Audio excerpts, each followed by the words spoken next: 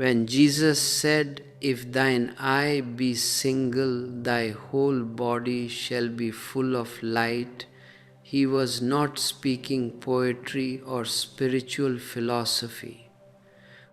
He was describing a literal biological mechanism embedded deep inside your brain.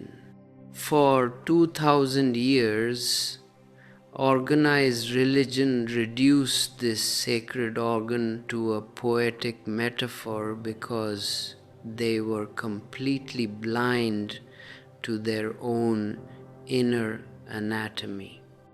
The third eye is not a mystical myth, it is a dormant physical switch waiting at the core of your skull. The very second your awareness collapses from the two outer eyes into this single point, your entire biology explodes into pure light. Hello, my beloved friends. You have wandered through countless lives, searching in the outer world for a treasure that has never left your own innermost room.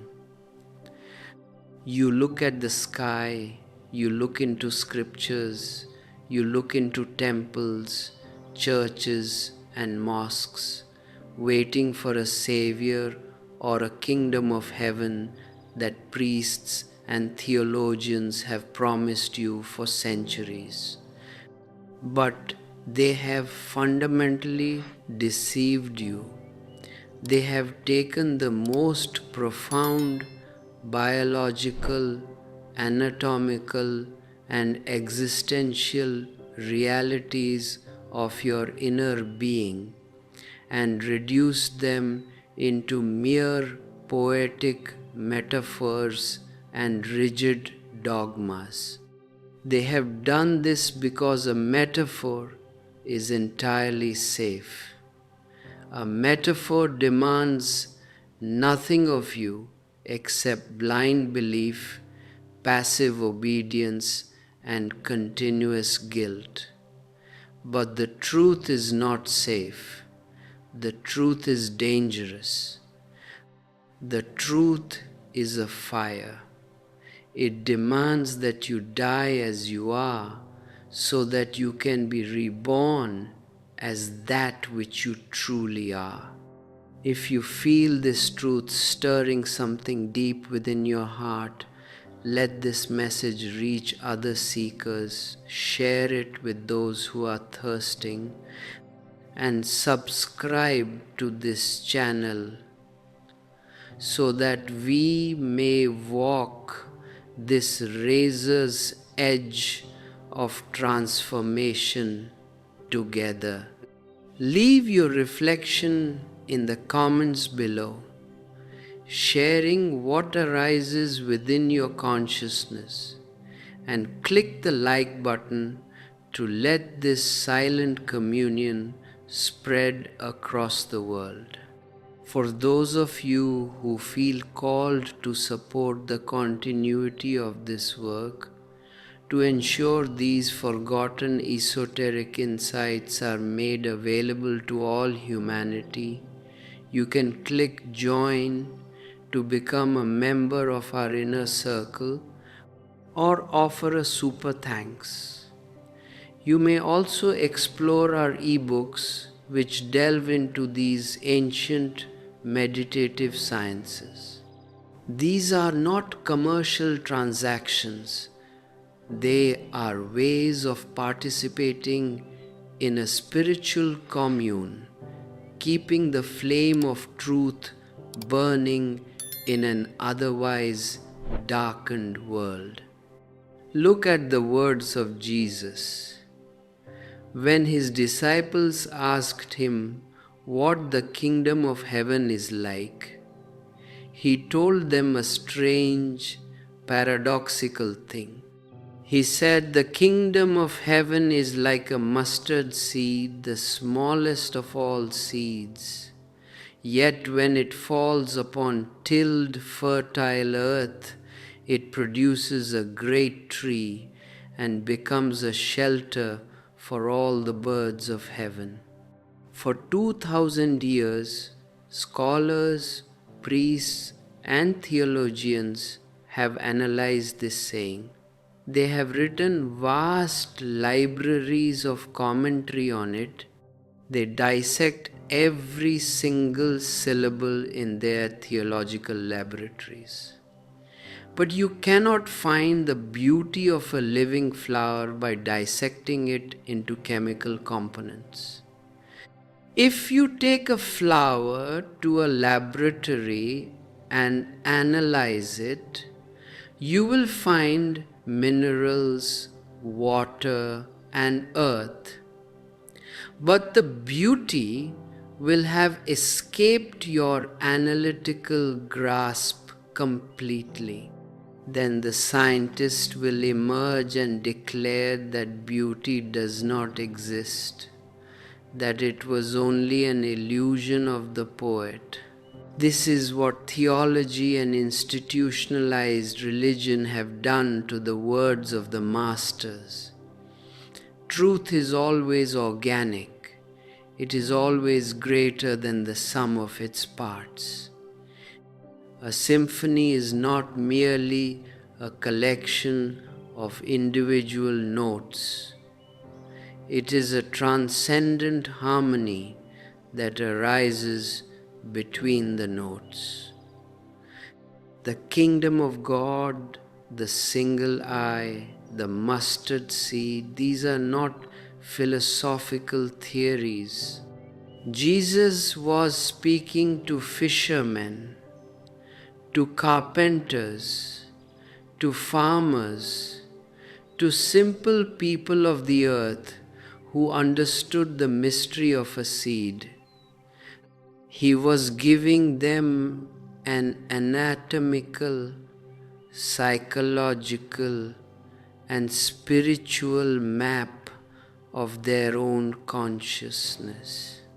The mustard seed is a direct representation of a biological reality resting in the very center of your skull.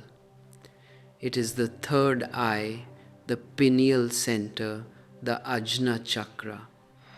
It is the smallest physical seed in the human body, almost microscopic, dormant, hidden in the darkest basement of your brain.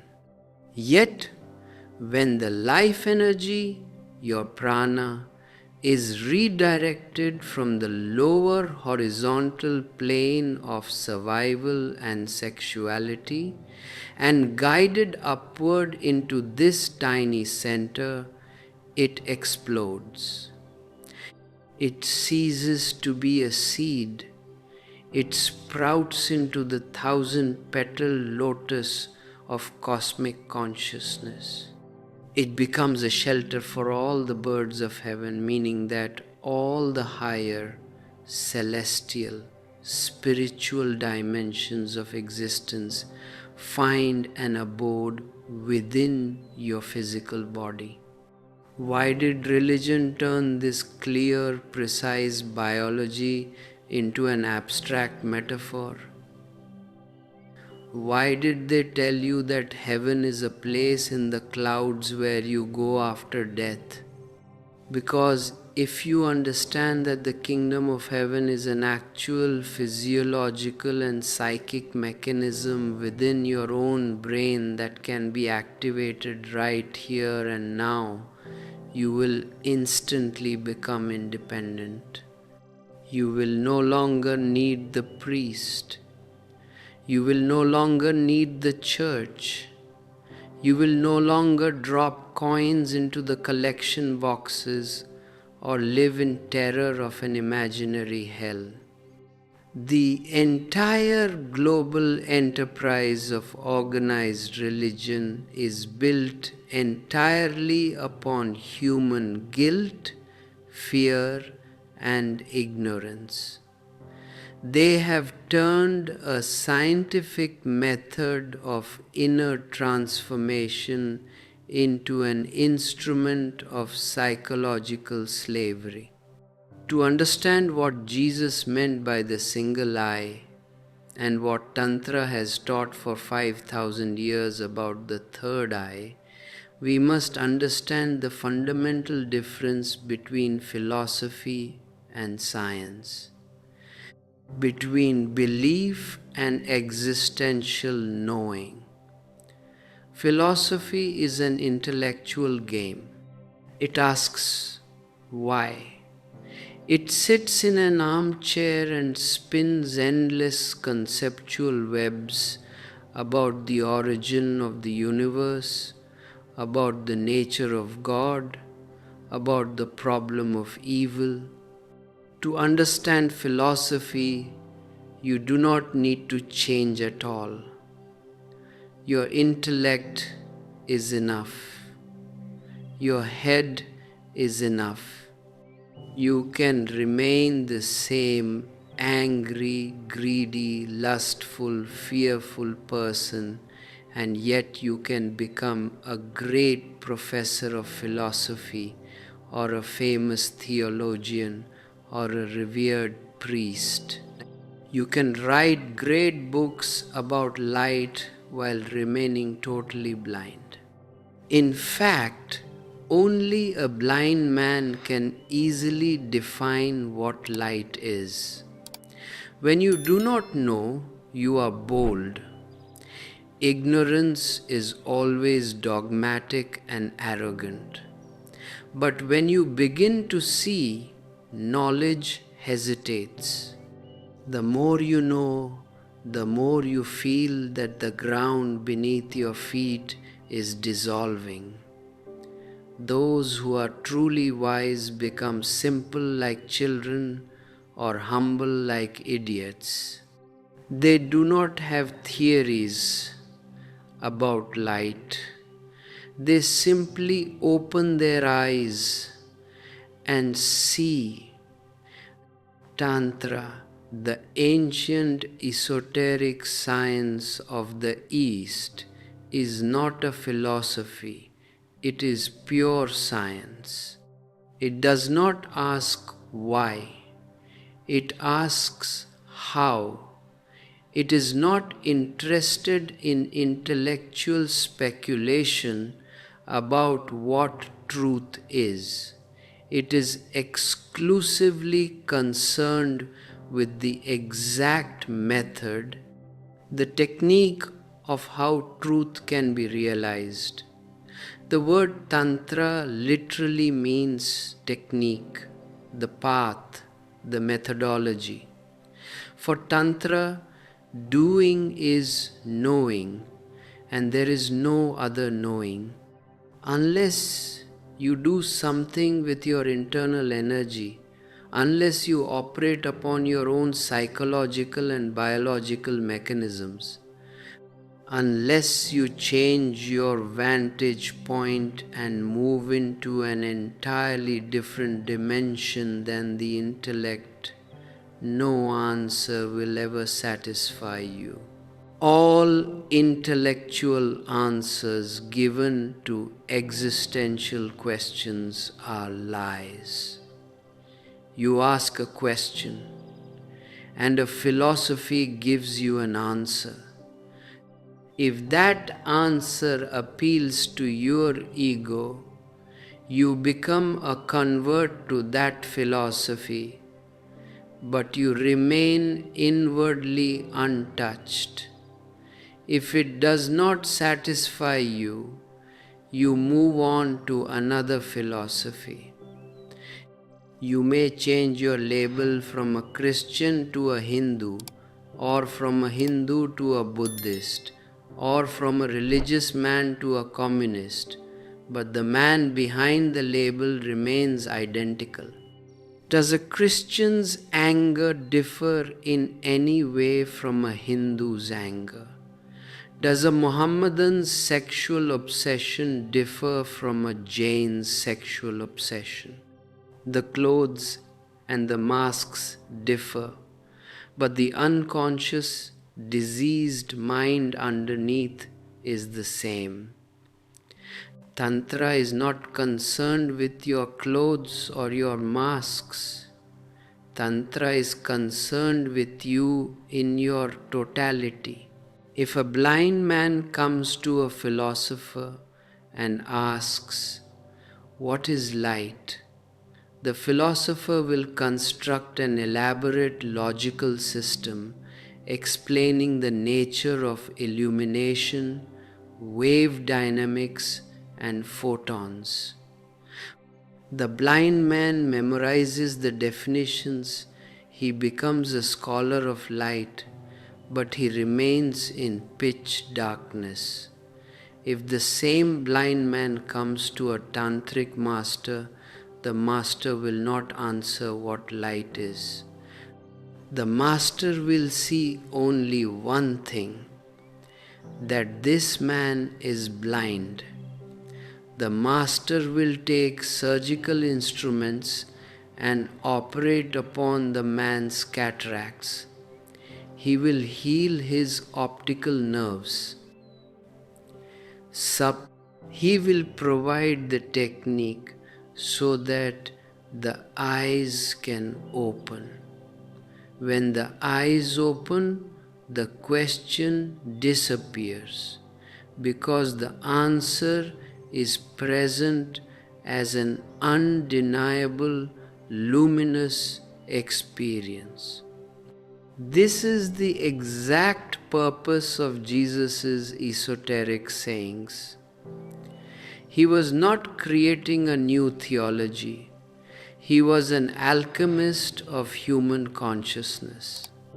But humanity has been so deeply conditioned to live in the head, to live in words and concepts, that we have completely lost contact with the reality of our own bodies. We live as if we are disembodied intellects carrying a dead weight called the body. Look at what society has done to you since the moment of your birth. A child is born as an organic, unified whole. He is natural, innocent, and wild. He has no division between the higher and the lower, between the sacred and the profane. He breathes from the belly, from his deep center. When he is angry, he is totally angry. His entire body flushes with energy. His eyes become fiery. And when the anger passes, it leaves no psychological residue behind. He returns to his natural innocence immediately. But the society cannot tolerate this naturalness. A natural human being is unpredictable, unmanageable, and rebellious. A natural human being cannot be converted into an obedient soldier or an efficient clerk or an unthinking cog in the industrial machine. So the parents, the teachers, the priests, and the politicians immediately begin to condition the child.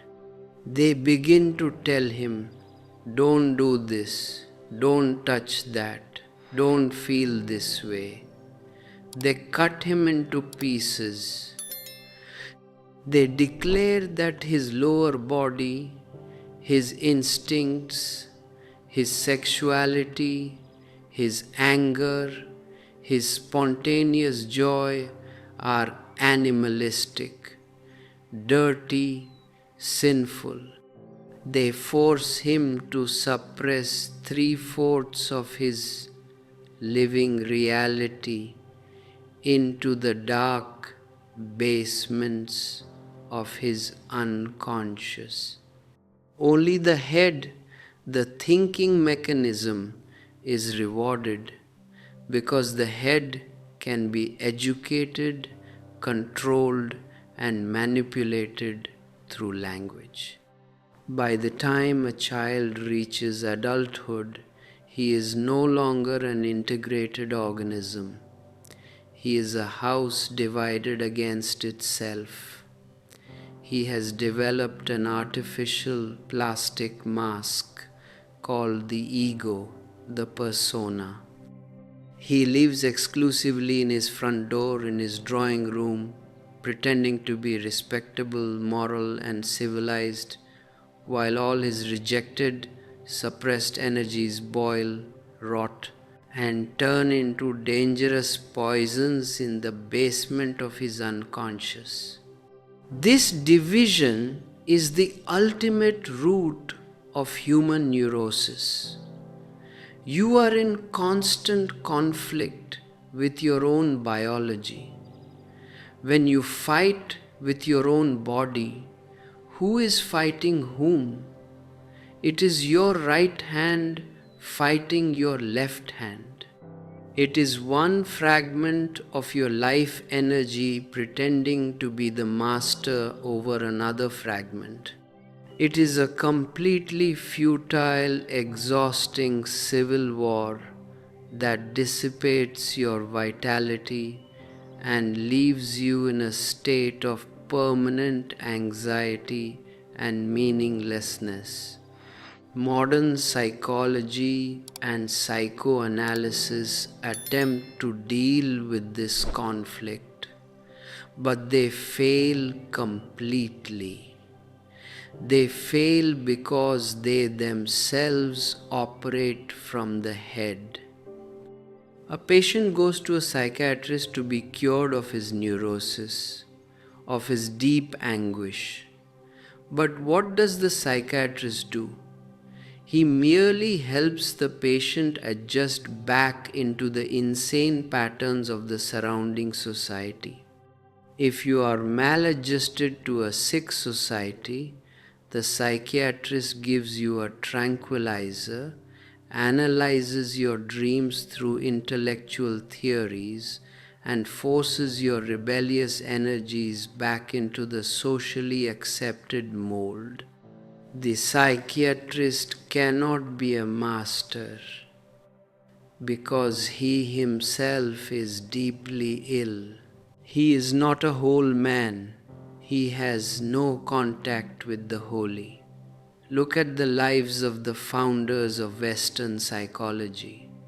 Sigmund Freud, a brilliant intellect, was pathologically terrified of death. Whenever the subject of death was brought up in his presence, he would begin to tremble uncontrollably.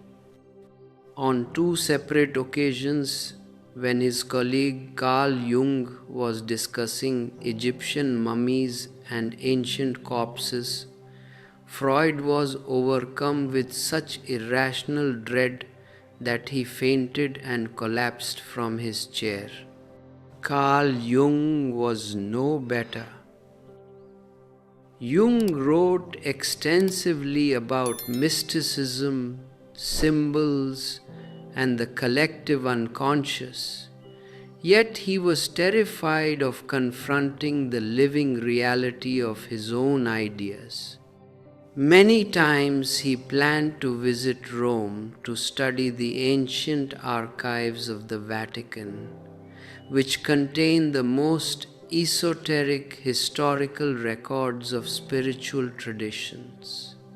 But every time he went to the train station to buy a ticket, he was gripped by severe panic and had to cancel his journey. He confessed in his memoirs that he was terrified that if he visited Rome, the grandeur and the ancient ruins of those vast historical systems would shatter his own newly created psychological theory. If your greatest psychological masters faint at the mere mention of a corpse and tremble at the thought of visiting an ancient city, how can they guide you to the deathless? How can they lead you beyond the fear of non-existence? They are blind men leading other blind men into deeper ditches of intellectual rationalization. A true master is not a psychiatrist. A master is a spiritual surgeon, a midwife. He does not console you. He does not offer you sweet, comfortable theories to patch up your anxiety. He brings a sword. He shatters your false identity. He creates a creative chaos within you so that all your suppressed, fossilized energies are released and forced into movement. Jesus clearly declared this radical, uncompromising truth.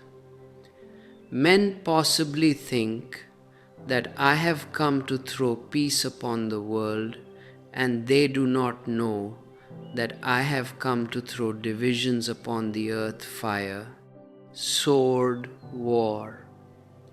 These words have scandalized moralists and pacifists for centuries. They ask, how can a Prince of Peace speak of fire, swords, and war? They do not understand the esoteric alchemy of transformation. Jesus is not speaking of the physical swords of this world. He is speaking of the razor-sharp sword of witnessing consciousness. He is speaking of the sword of discrimination that cuts through the psychological knots, tying your eternal soul to your mortal body. He brings fire, not the fire that destroys houses, but the inner fire of awareness. The tapas of the ancient yogis, the intense psychic friction that heats the water of your mundane consciousness until it reaches the boiling point of 100 degrees and evaporates into the vertical dimension of the spirit. Look at the mechanics of transformation. When water is at 99 degrees, it is still water. It remains subject to gravity, flowing downward, seeking the lowest path, bound to the earth.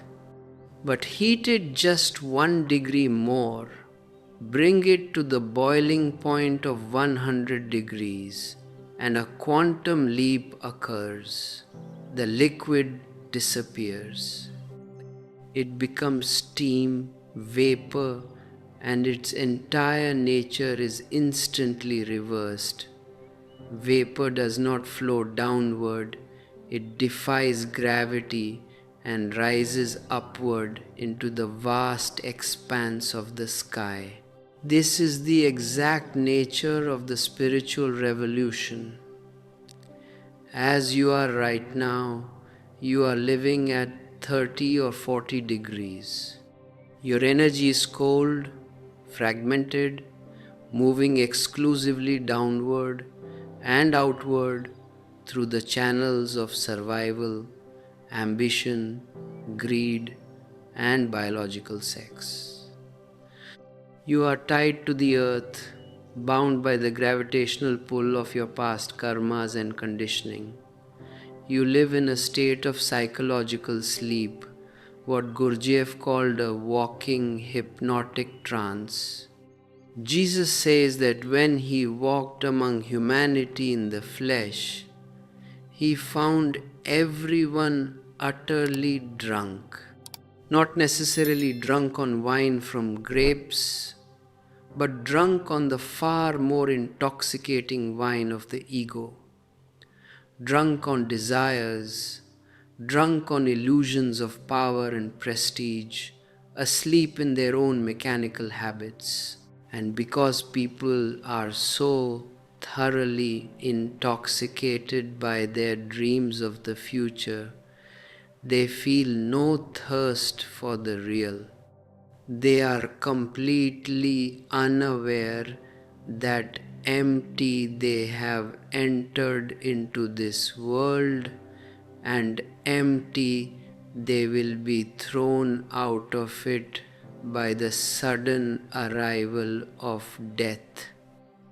All your accumulated possessions, all your social status, your university degrees, your bank balances, your carefully cultivated reputations, what are they? They are nothing but sand castles built on the edge of a rising tide. The moment death approaches, the wave crashes, and every single thing you spent your entire life hoarding dissolves into the mud. You are left standing in absolute poverty, a beggar whose hands are completely empty. Yet, inside this psychological beggar, the ultimate emperor is hiding.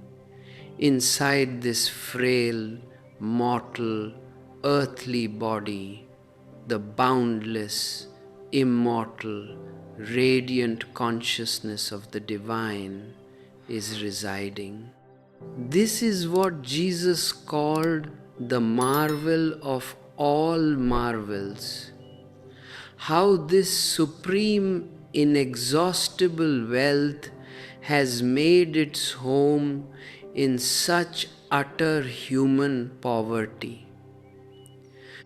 To move from this inner poverty to the supreme wealth of the divine, you must stop seeking shortcuts.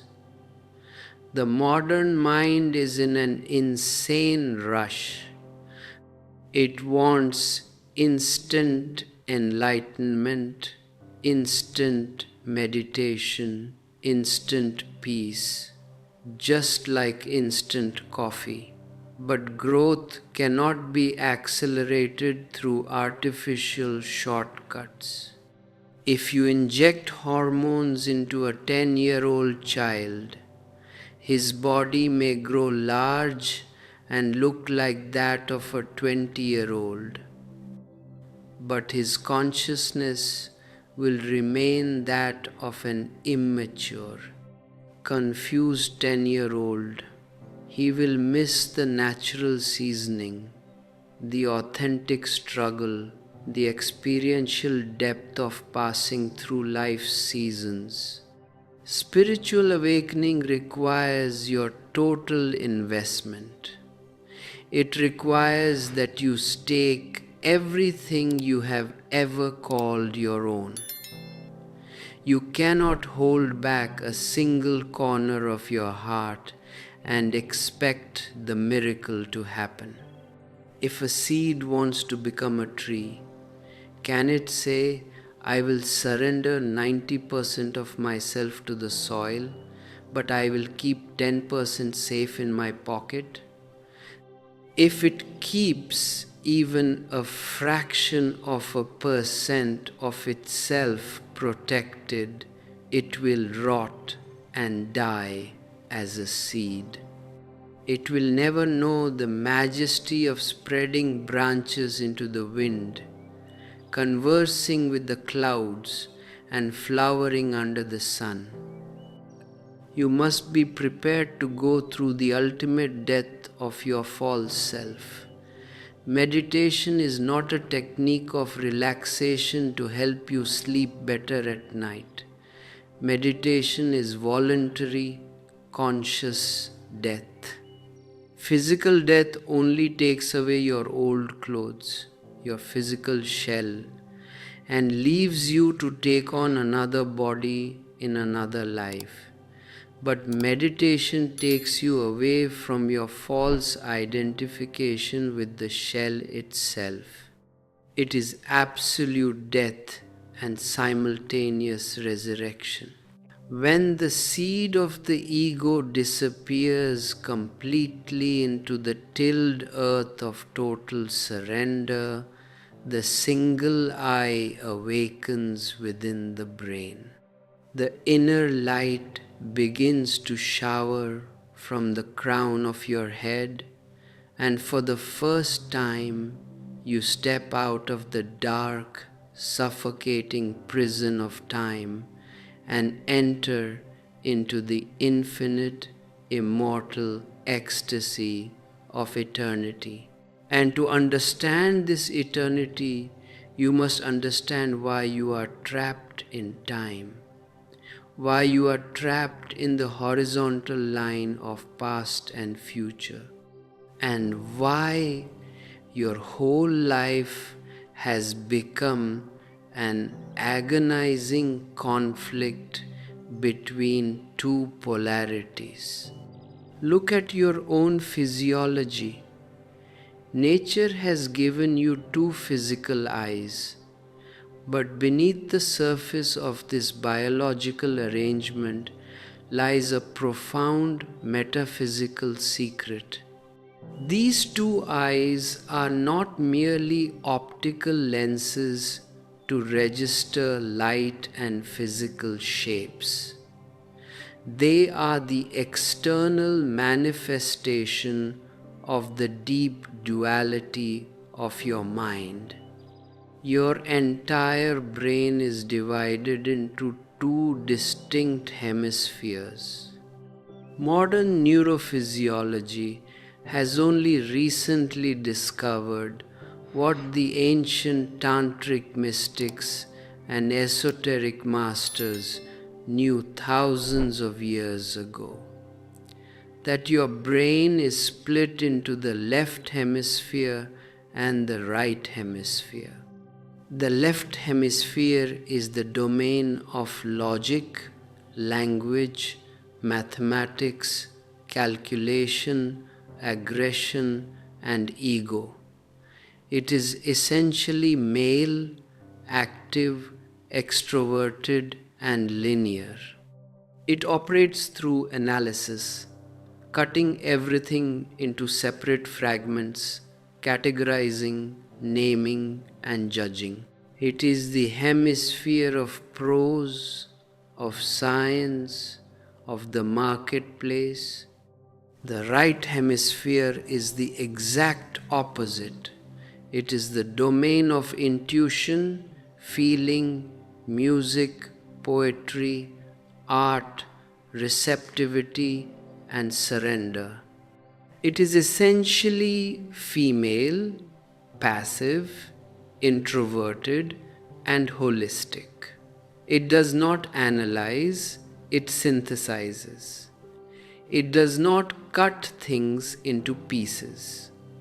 It grasps the harmony of the whole. Your two physical eyes are intimately linked to these two distinct halves of your brain. The right eye is connected to the logical, calculating left brain, and the left eye is connected to the intuitive, emotional right brain. Because you look at the world through two eyes, you can never see reality as an undivided, organic oneness. The moment you open your two eyes, the world is instantly cut into two. You see subject and object. You see yourself as the observer and the world as the observed. You see the lover and the beloved, the creator and the creation, the good and the bad, the pure and the impure, the saint and the sinner. Two eyes create the illusion of distance, of space, and of linear time. When you look with two eyes, you see things lying beside one another, separated by empty space. You see before and after, yesterday and tomorrow. The world of the two eyes is the world of comparison and competition. Can you compare if there is only one? Comparison is possible only when there are at least two. The moment two eyes look, comparison enters. This person is taller than that. This woman is more beautiful than that. This house is bigger. This man is wealthier. This soul is holier. And with comparison, the deadly poison of jealousy, ambition, and greed takes over your entire being. You have lived in this dualistic vision for millions of lives, and you have become so conditioned by it that you cannot even conceive of a non-dual reality. You believe that contradictions are absolute. You think that life and death are two fighting enemies, that light and darkness are two separate entities, that love and hate are irreconcilable opposites. But I tell you, all polarities in existence are merely two ends of the very same spectrum. They are not two. They are the rhythmic swing of the one pendulum. Look at a thermometer. On the glass tube, you see markings for heat and cold. At what point does cold end and heat begin? Can you draw a sharp, definitive line and declare, above this line is heat and below this line is cold? You cannot. They are varying degrees of the very same thermal energy. In the exact same way, darkness is nothing but the lowest degree of light, and light is the highest vibration of illumination. Love and hate are not two different emotions. They are the incoming and outgoing breaths of the same relational energy. When the breath goes out in attraction, you call it love. When the breath is pulled back in repulsion, you call it hate. Yet the mind, looking through the lens of the two eyes, insists on absolute division. It demands consistency. It wants to choose the positive and reject the negative. You want to choose life and deny death. You want to choose love and deny hate. You want to choose happiness and deny suffering. You want to choose the saint and destroy the sinner. And in that very choice, you create your own living hell. Whenever you choose one pole against the other, you are trying to have a mountain without a valley. But how can a mountain exist without a valley? The higher the mountain peak rises into the sky, the deeper the valley must descend into the earth. If you destroy the valley, the mountain peak collapses simultaneously. This is the great tragedy of human morality. Morality is born out of the two eyes. Morality is the continuous neurotic effort of the conscious mind to suppress the dark, mysterious valley of your human nature in order to maintain a false plastic peak of goodness.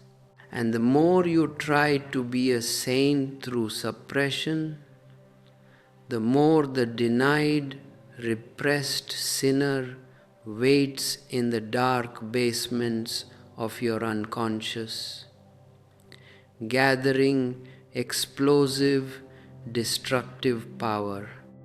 Look at how the moralists, the scribes, and the Pharisees approached Jesus. In the Gospel of John, there is one of the most magnificent, revolutionary episodes in the entire history of human consciousness. The scribes and the Pharisees, the respectable, cultured, moral pillars of society, brought a woman to Jesus. They had caught her in the very act of adultery. They threw her into the middle of the crowd in front of Jesus, and they set a cunning trap for him. They said to him, "Master, this woman was taken in adultery in the very act. Now Moses in the law commanded us that such women should be stoned to death. But what sayest thou?" They said, "Look at the sheer malice hidden behind their pious words." They were not interested in the woman. They did not care about her suffering or her soul. The woman was merely an excuse, a pawn in their political and theological game. Their real target was Jesus. They had created an impossible dilemma for him.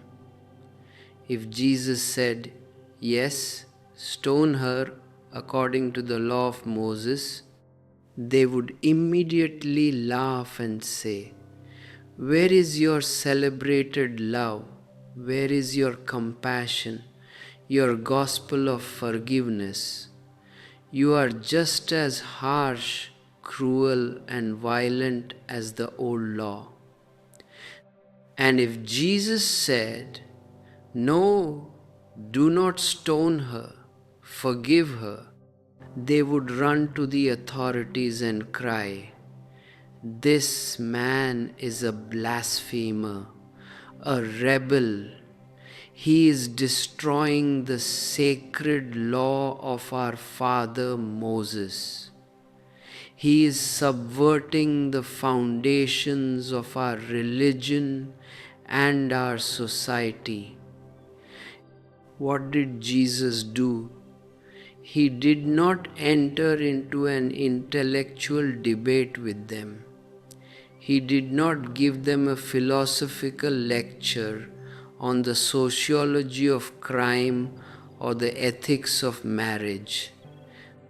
The Gospel records that Jesus simply stooped down, and with his finger he began writing silently in the sand, as though he had not even heard them. Why did Jesus stoop down? Why did he write in the sand?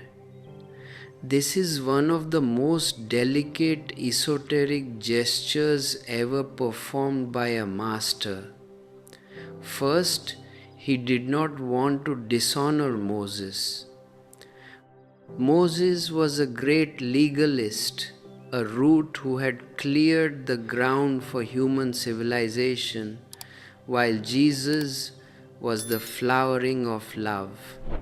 Jesus knew that the ancient laws had been given to a primitive, barbaric mind, but that a higher consciousness was now available. Yet, if he argued against Moses, he would merely be engaging in a conflict of concepts, a fight on the horizontal plane.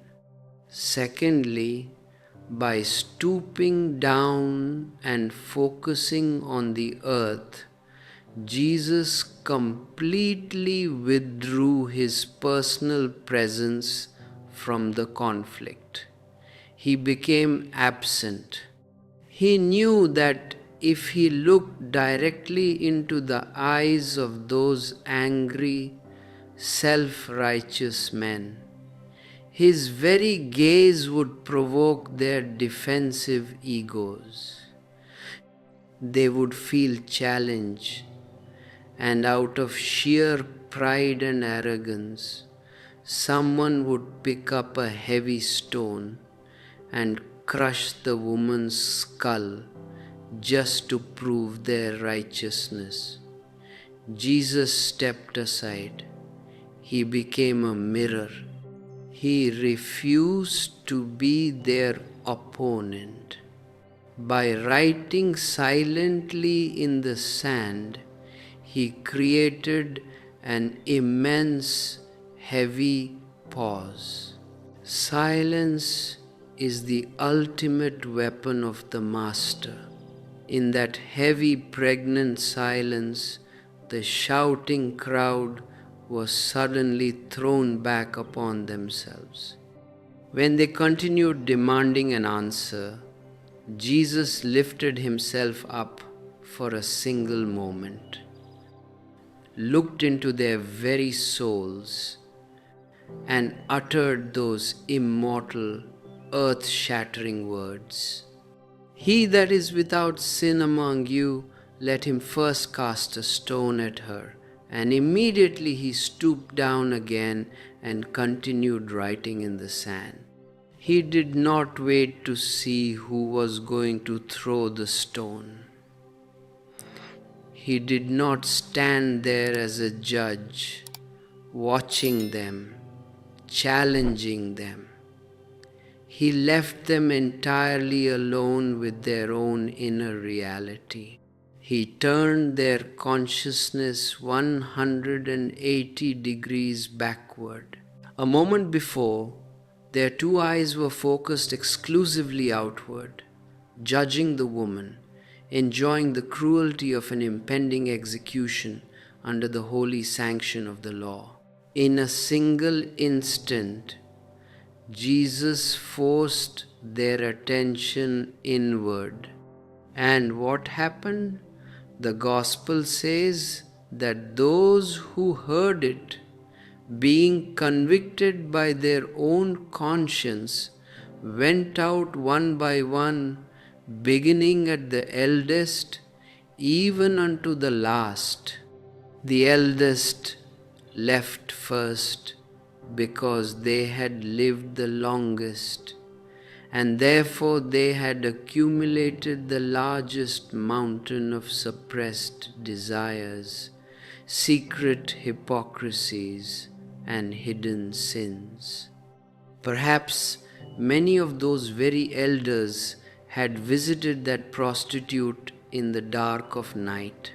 Perhaps they were furious with her only because she had been caught with someone else, or because her presence reminded them of their own buried lust. One by one, the crowd dissolved into the gathering shadows of the evening. Finally, the noise was gone. The stones were left untouched on the ground, and only Jesus and the trembling woman remained.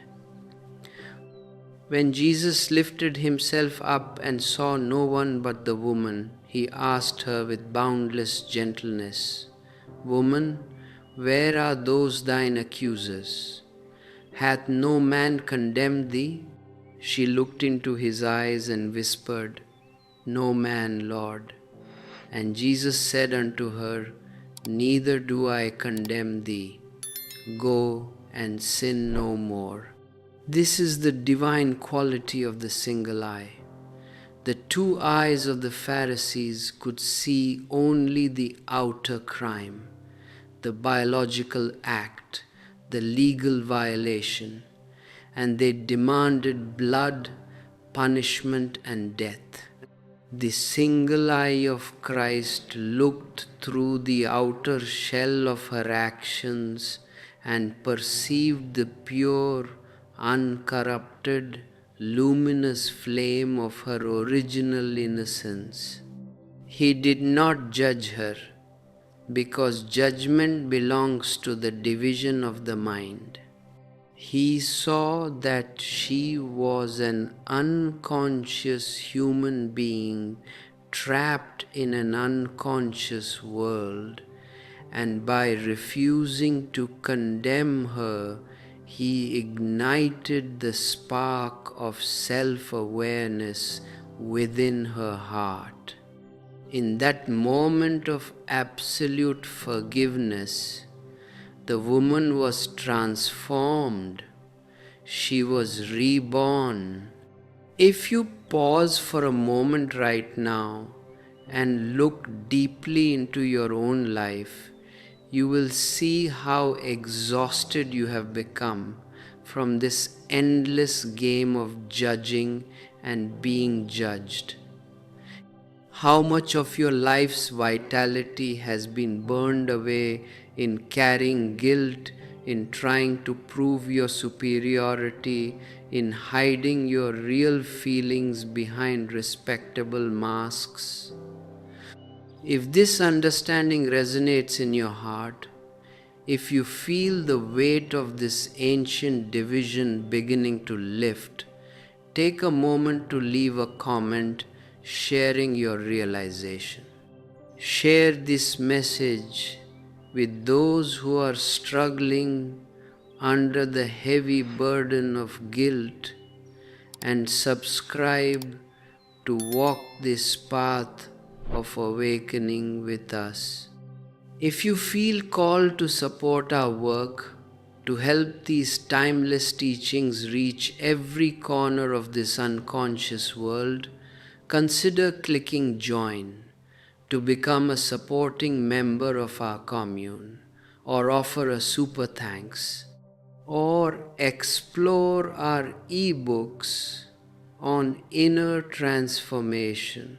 These offerings are your participation in an invisible sanctuary of truth, helping to keep this revolutionary flame alive for generations of seekers.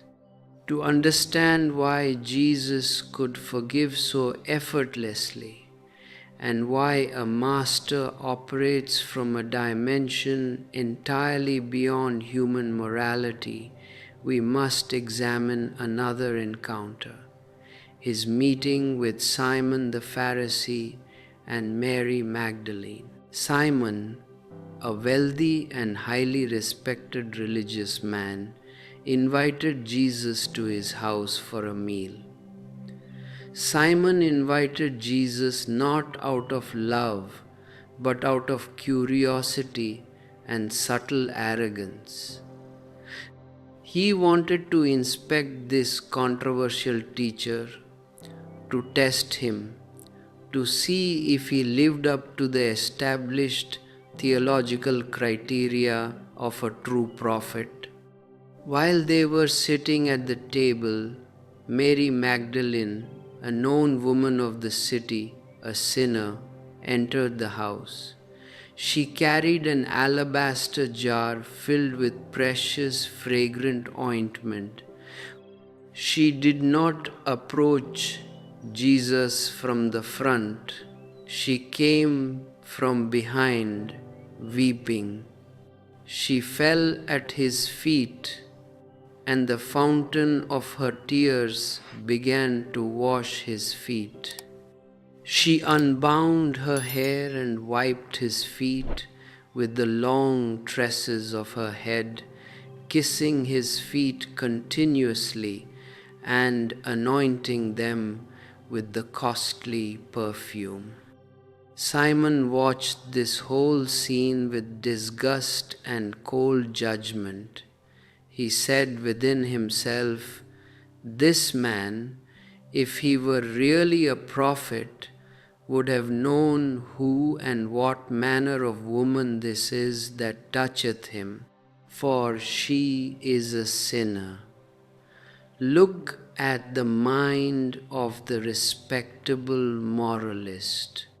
Simon is sitting right next to Christ, the living source of divine ecstasy, but his two eyes are blinded by his rigid definitions of holiness. He cannot see the immense, volcanic outpouring of love happening right before him. He can see only social categories. This woman is a sinner. Her touch is defiling, and a true prophet should shrink away from her in disgust.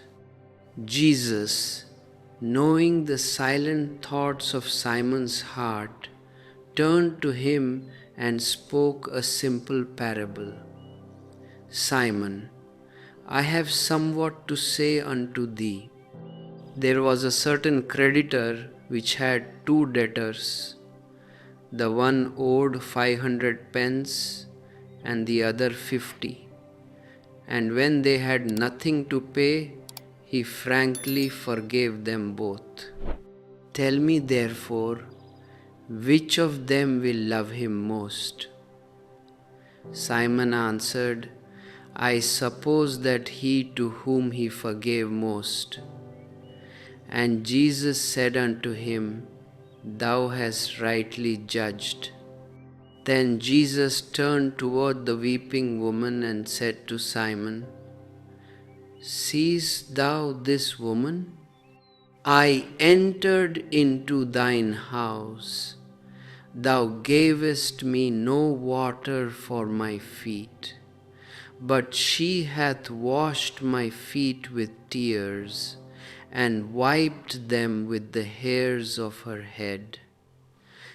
Thou gavest me no kiss, but this woman since the time I came in hath not ceased to kiss my feet. My head with oil thou didst not anoint, but this woman hath anointed my feet with ointment. Wherefore I say unto thee, her sins, which are many, are forgiven, for she loved much. But to whom little is forgiven, the same loveth little. And he said directly to the woman, Thy sins are forgiven. Thy faith hath saved thee. Go in peace. This statement is an absolute mystery to the mathematical moralistic mind. How can love forgive sins? How can a person who has sinned deeply be closer to the kingdom of God than a respectable man who has carefully avoided sin his entire life? Because the sinner who realizes his utter helplessness and falls at the feet of the divine in total surrender drops his ego completely. Simon the Pharisee was full of his own righteousness. He believed he was a good man, a pious man, an obedient follower of the commandments. His ego was solid, crystalline, impenetrable. His heart was like a cold, dry stone. He offered Jesus no water, no kiss, no welcome, because his ego could not bow down. Mary Magdalene had no righteousness to hide behind. She had no respectable reputation to protect. She knew her poverty. She knew her utter failure in the horizontal world. When she encountered the radiant loving presence of Christ, her heart melted completely. She poured out her whole life, her whole being through her tears. Those tears were not merely water, they were the dissolution of her ego. In that total let go, her past was burned away in an instant. She loved much, and therefore she was transformed totally. This is why Jesus declared again and again, "The publicans and the harlots go into the kingdom of God before you." The sinner has a great advantage over the self-righteous moralist. The sinner knows that his house is on fire, that he is drowning, that he is sick. He has no illusions about his perfection. When a master appears, the sinner is ready to jump into the unknown, ready to stake everything, because he has nothing of value to lose. The moralist clings desperately to his plastic virtues, his social respectability, his religious credentials, and in that very clinging, he builds a thick, impenetrable wall between himself and the divine. The two eyes will always keep you trapped in the prison of the moralist. They will always divide your inner world into a battlefield between what you are and what you ought to be. As long as you look through the two eyes, you are living on the horizontal plane of existence. The horizontal plane is the plane of time, moving from the past into the future. On the horizontal line, you can never find peace. If you move toward the past, you find only memory, guilt, regret, and dead conditioning. If you move toward the future, you find only desire, imagination, anxiety, and the terrifying fear of death. The present moment has no space on the horizontal line. It is merely a fleeting, invisible point where the past collides with the future. The single eye belongs to an entirely different dimension, the vertical dimension. When the two eyes close, when their outward horizontal energy is withdrawn from the world of objects and redirected inward to the center between the eyebrows, you enter the vertical column of consciousness. The vertical dimension does not move from yesterday to tomorrow. It moves from the surface of the present moment into the infinite, bottomless depths of the eternal now. Jesus expressed this ultimate mystery in the Gospel of Matthew. The light of the body is the eye. If therefore thine eye be single, thy whole body shall be full of light. What is this single eye? It is the third eye, the Ajna center, the sacred door, where the duality of your two eyes dissolves into unity.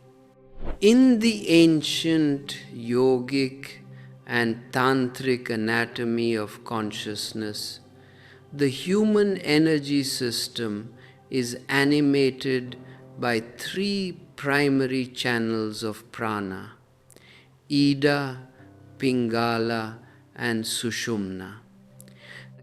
Ida is the left feminine lunar channel, corresponding to the right hemisphere of the brain, coolness, night, intuition, and receptivity. Pingala is the right masculine solar channel corresponding to the left hemisphere of the brain, heat, daytime, logic, and outward action. In the ordinary human being, these two channels are in constant opposition and imbalance. For a few hours, the solar energy dominates, and you are active, aggressive, calculating, and tense. Then the energy shifts, the lunar channel dominates, and you become passive, emotional, receptive, or lethargic. You are continuously tossed back and forth between the sun and the moon, between male and female, between the positive and the negative.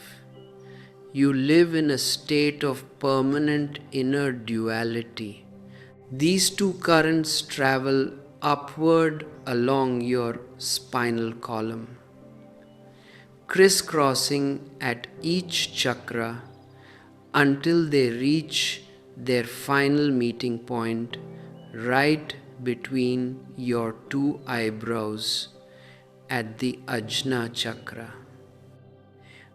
This center is the junction where Ida and Pingala fuse and dissolve into the central vertical channel, Sushumna, the divine passage of pure, unmanifested cosmic energy.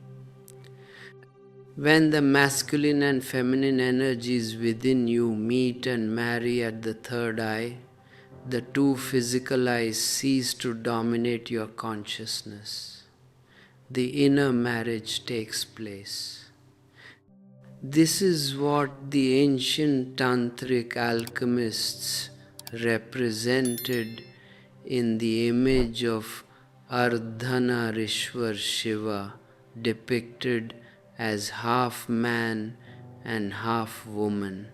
It is the visual symbol of the ultimate state of enlightenment, where the internal male and the internal female have embraced so totally that both have disappeared into an undivided, luminous circle of pure being.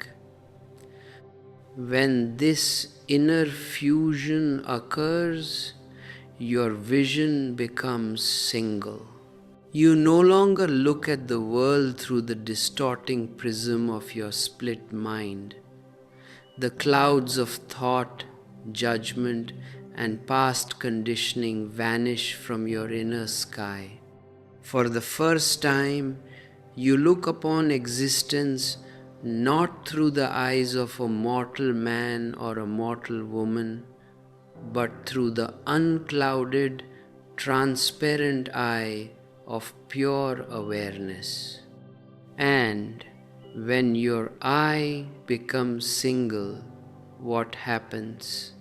Jesus says, "Thy whole body shall be full of light."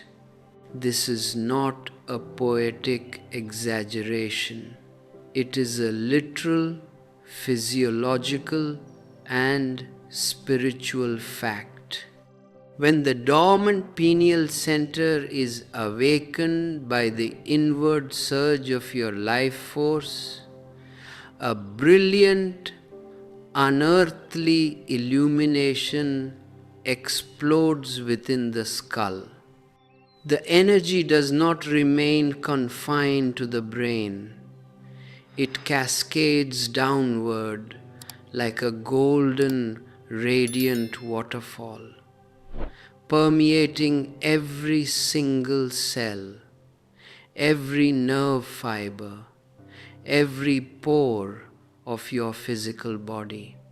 Your physical form is no longer experienced as a heavy, dense biological prison bound to the earth by gravity. It becomes weightless, transparent, a radiant temple of living light. The ancient boundary between matter and spirit dissolves completely. You see that matter was nothing but light condensed and sleeping, and that spirit is nothing but light awakened and dancing. In this state of single-eyed vision, you step out of the wheel of birth and death forever. You realize that you were never born and that you can never die. You are no longer an isolated drop struggling against the vast currents of the sea. The drop has dissolved into the ocean, and the entire ocean has poured itself into the drop. When Jesus says, "If therefore thine eye be single, thy whole body shall be full of light," he is not uttering a piece of romantic poetry, nor is he presenting a theological metaphor to be debated by scholars. He is stating a literal, scientific, and physiological truth of inner alchemy. For centuries, the Church has tried to spiritualize this statement into a vague moral prescription, telling people that having a single eye simply means being pure in devotion or focused on moral righteousness. But this is the language of the blind trying to explain vision. Jesus was not a moralist. He was an alchemist of human consciousness. He was speaking of an actual experiential transformation that takes place within the biological vehicle, when the latent energy of awareness is gathered from the outer senses and focused into the secret chamber of the brain. Look at the nature of your physical eyes. Your physical eyes are merely receivers of reflected light. They cannot generate light of their own. They can only register the vibrations of the external sun, bouncing off the surfaces of material objects. Because your two physical eyes can only see surfaces, they leave you perpetually in the dark regarding the essence of existence. You look at a tree and you see only the bark, the leaves, the green foliage. You cannot see the invisible sap that animates the wood. You look at a human being and you see only the skin, the features, the clothes, the biological form. You cannot see the conscious, immortal witness residing within the shrine of that body. You look at the universe and you see only matter, rocks, dust, and physical stars. You miss the unmanifested, divine ocean of consciousness in which this entire cosmic dance is floating. Your physical eyes can see only division, because to see through two lenses is to divide the field of vision into two. You see the object as separate from yourself, the subject. This creates the fundamental illusion of alienation, the feeling that you are an isolated, fragile entity thrown into an indifferent, hostile universe. And because you feel separate, fear arises. Fear drives you to protect yourself, to build walls, to hoard wealth, to seek power, and to dominate others. The two eyes are the biological foundation of the human ego. Through the two eyes, you enter the world of time, the world of struggle, the world of predator and prey. In the Gospel of Thomas, which was rejected, hidden, and suppressed by the Orthodox Church because it contained the pure, undiluted, esoteric science of Christ, Jesus says, "There is light within a man of light, and he lights up the whole world. If he does not shine, he is in darkness." Consider these words with great stillness. He does not say that light is outside you, waiting to be given to you by a priest or a savior. He says there is light within a man of light. That light is already your intrinsic nature. It is the uncreated, primordial radiance of your own consciousness. But if you do not know how to ignite this inner lamp, if you do not know the science of opening the single eye, your entire existence remains cast in absolute darkness. You live in darkness not because the divine is absent, but because your inner eye has never been opened. It is as if you are living in a palace with gold-leafed ceilings, magnificent paintings, and precious jewels, but all the windows are shuttered, the doors are locked from the inside, and not a single candle is lit. You stumble in the dark, you collide with the furniture, you bruise your knees against the stone pillars, and you cry out in misery, believing that you are a prisoner in a torture chamber.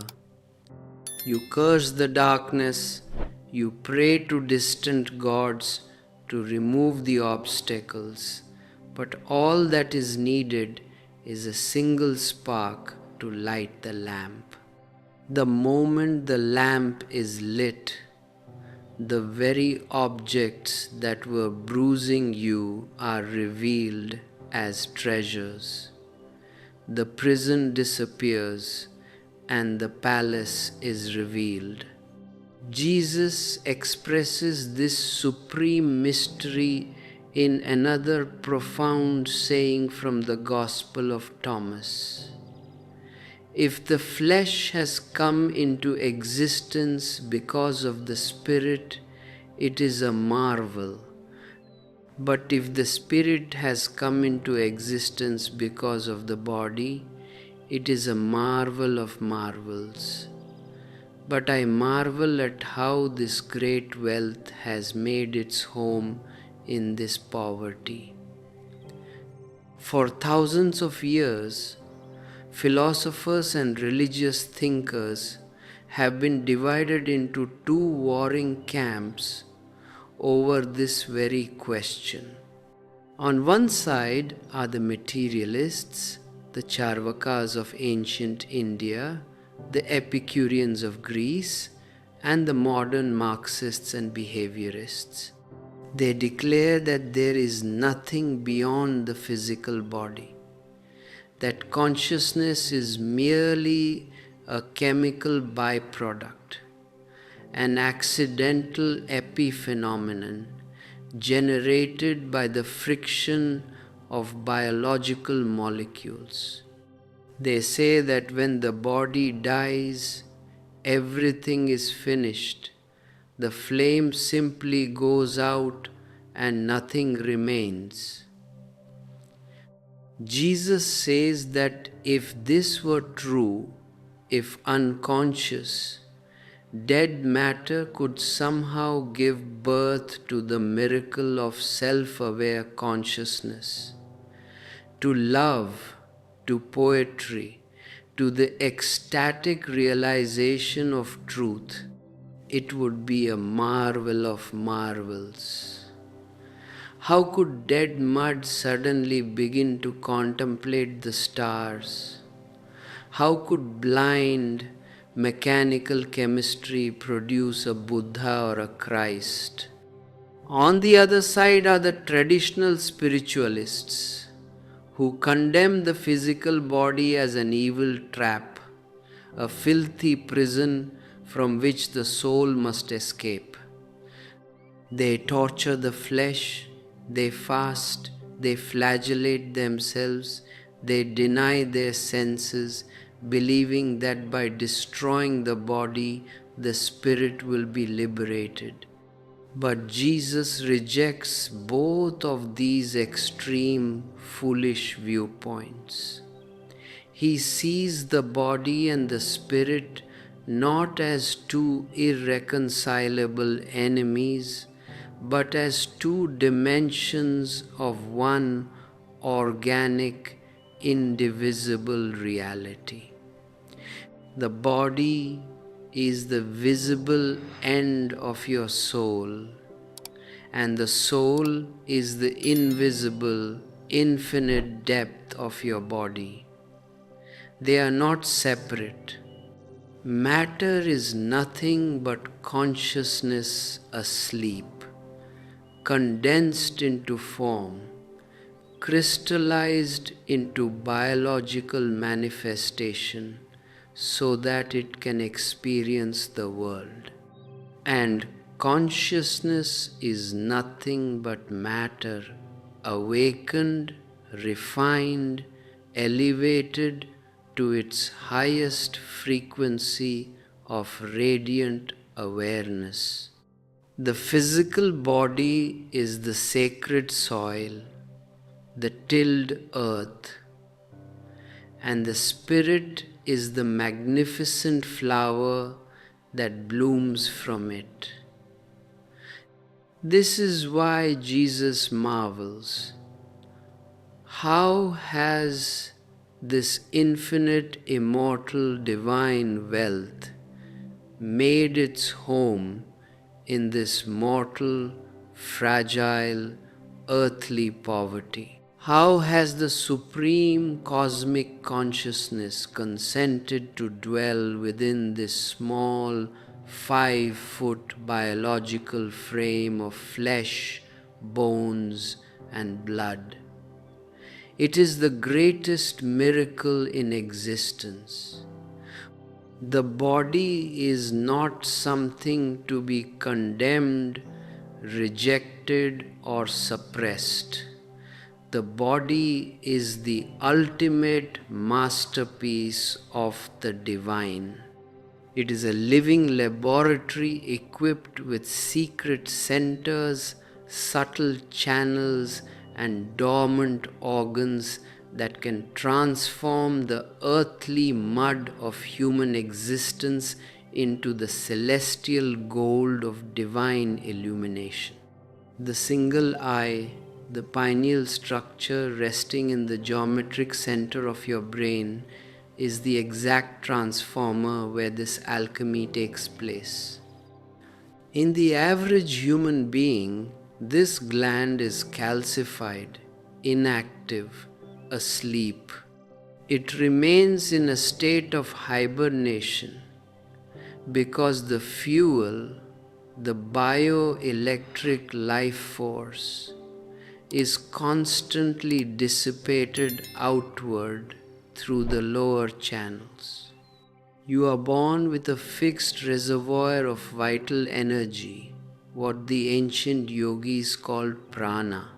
This energy enters your being through every breath, through the food you consume, through the water you drink, through the subtle cosmic rays that penetrate your skull. What do you do with this sacred energy?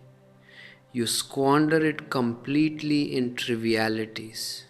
You burn it up in unconscious talking, in constant mechanical worrying, in anger, in jealousy, in frantic social ambition, in the pursuit of wealth and fame that will turn to dust the moment death touches you. And above all, you discharge it through unconscious local sexuality.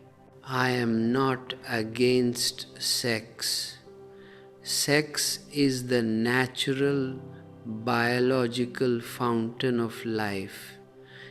But when sex remains merely a mechanical release, when it is nothing more than a localized itch of the nervous system to relieve built up physical pressure, you are living at the lowest possible rung of your energy spectrum. You are using the fuel that was meant to ignite the inner sun of your brain merely to produce a momentary minor spark in the lower mud. You remain trapped in the cycle of exhaustion, craving, and frustration. When you learn the science of turning inward, when you practice the art of witnessing your desires rather than being swept away by them, a radical shift occurs in the inner thermodynamics of your body. The energy that was previously leaked outward begins to accumulate.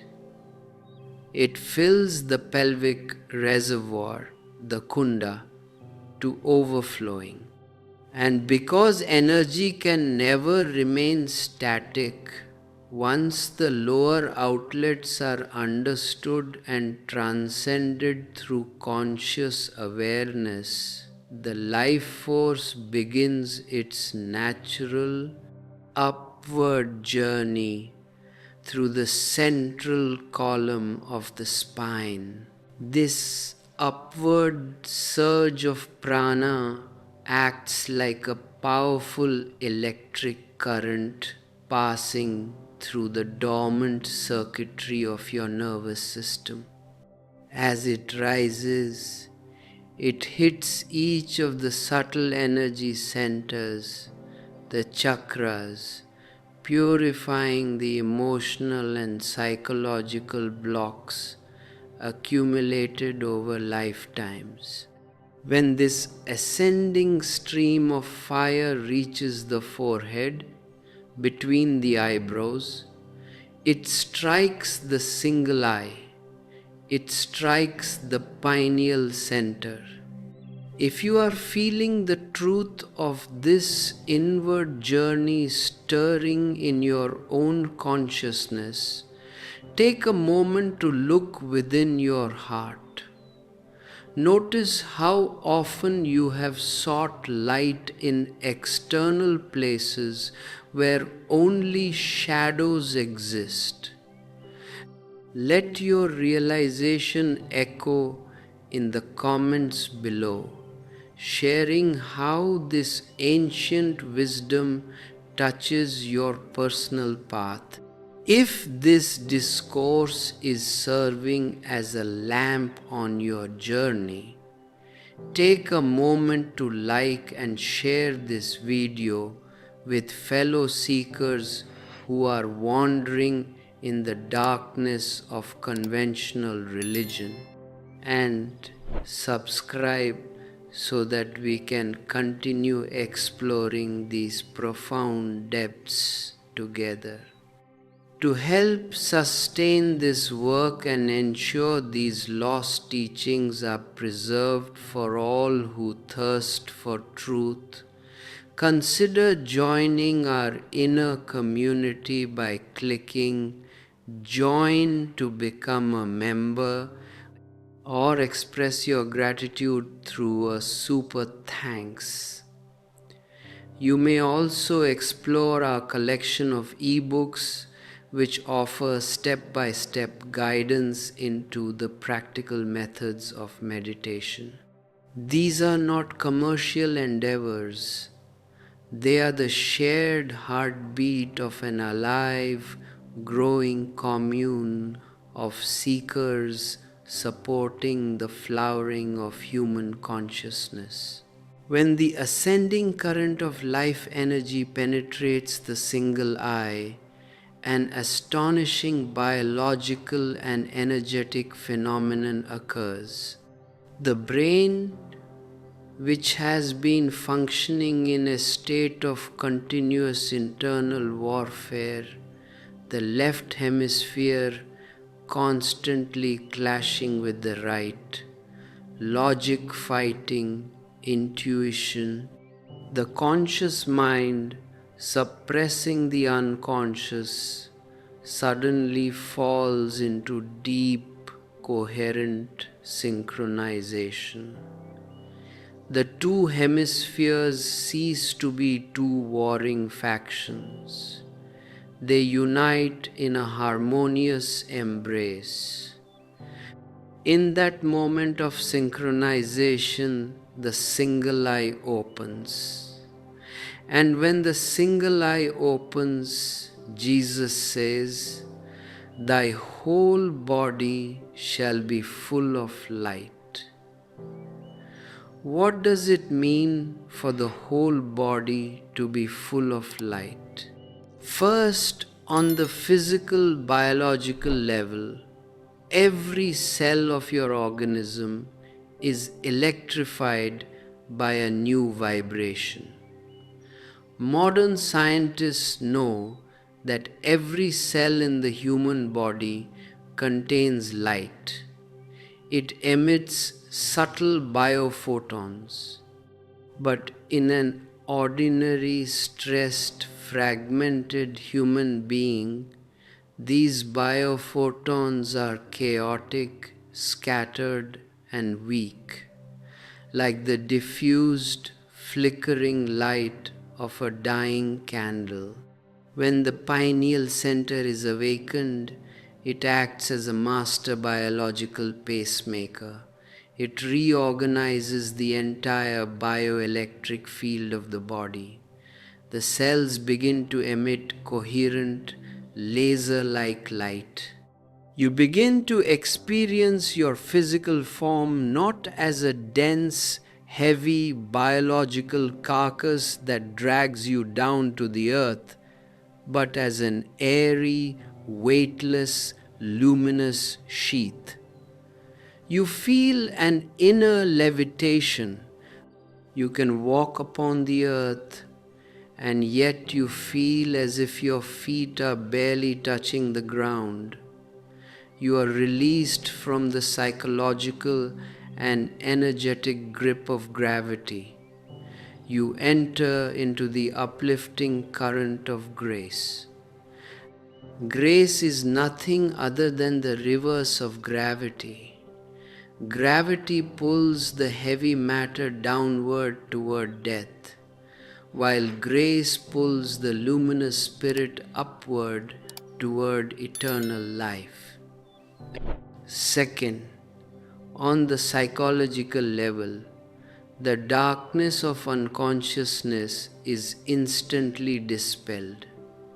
What is your mind as it exists right now? It is a dark, crowded basement filled with repressed fears, unexpressed rages, ancient guilt, and unresolved traumas. You are terrified of looking within yourself because you know that the moment you close your eyes, all these monsters will raise their heads. You keep yourself continuously occupied with newspapers, radios, televisions, parties, work, and endless chattering, precisely to avoid facing the terrifying darkness inside your own soul. When the single eye opens, it is as if the midday sun has suddenly risen inside your skull. The light floods every dark corner, every hidden nook, every suppressed basement of your psyche. And what happens to the monsters? What happens to the anger, the greed, the jealousy, the fear? The moment the light appears, they vanish, because they were never substantial realities. They were only shadows created by your lack of awareness. You cannot fight darkness with a sword. If you fight darkness, you will only exhaust yourself and be defeated. The only way to conquer darkness is to bring in the light. When the inner eye opens, you do not need to practice non-anger. You do not need to practice non-greed. You do not need to cultivate moral virtues. In the brilliance of that inner light, anger becomes impossible. Greed becomes absurd. Lust is transformed into boundless compassion. You become effortlessly, spontaneously virtuous. Not because you are following a moral commandment, but because you are full of light. This is the great secret that organized religion has systematically concealed from humanity. The church tells you that you are a born sinner, that you are inherently corrupt, and that you must constantly struggle, suppress, and punish yourself to earn the favor of an angry God in the sky. They tell you that you must obey external rules, recite prescribed prayers, and perform dead rituals to be saved. But Jesus says the exact opposite. He says that the kingdom of God is within you, that the light is already in your body, and that the only thing required is to make your eye single. Why did the early church fathers suppress the Gospel of Thomas and burn the ancient Gnostic scriptures? Why did they brand anyone who spoke of the inner science of light as a heretic and burn them at the stake? Because a human being whose whole body is full of light is entirely beyond social and ecclesiastical control. An enlightened person cannot be made to feel guilty. He cannot be intimidated by threats of hell or seduced by promises of heaven. He cannot be converted into a blind follower of a political leader or a religious dogma. He has tasted the ultimate truth within his own living flesh. He has become an emperor in his own right. The entire structure of church and state, of priesthood and politics, depends upon keeping human beings in a state of spiritual blindness, moral guilt, and psychological division. Consider the famous miracle of Jesus turning water into wine at the wedding in Cana. For centuries, literal-minded believers and skeptical critics have argued over whether this was an actual, historical, physical event. The believer insists that Jesus magically altered the chemical composition of H2O into fermented alcohol, while the skeptic laughs and dismisses the whole story as a primitive fairy tale. Both are completely missing the esoteric alchemical point Jesus was not performing a parlor trick for a wedding party.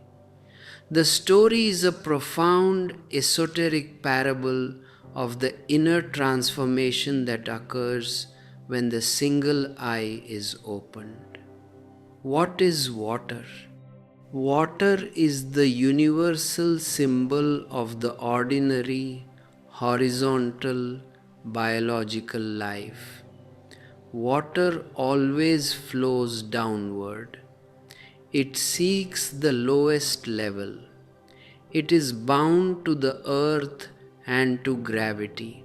Water represents the unconscious life force moving downward through the physical senses, through the biological instincts, through mundane desires.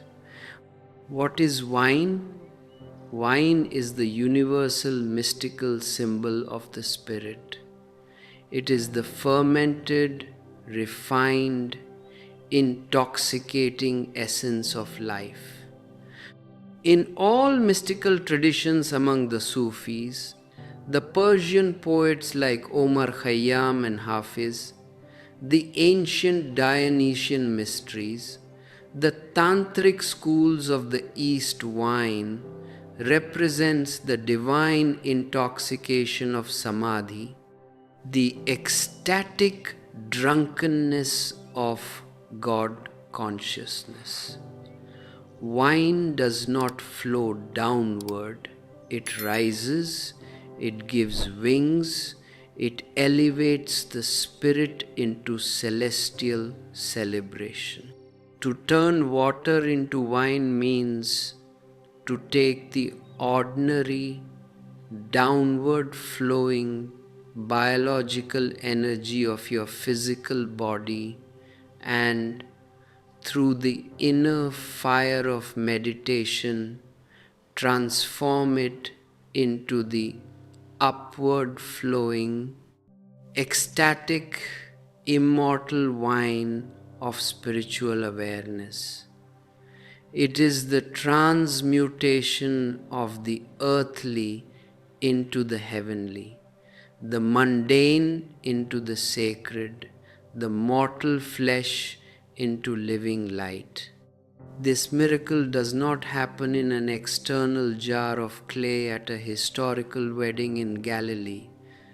It happens inside the crucible of your own skull, when the water of your mundane consciousness is heated by the fire of awareness and transformed into the intoxicating wine of Christ consciousness.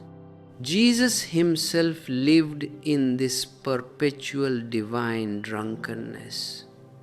That is why the self-righteous Pharisees and scribes accused him of being a glutton and a wine-bibber, a friend of tax collectors and prostitutes.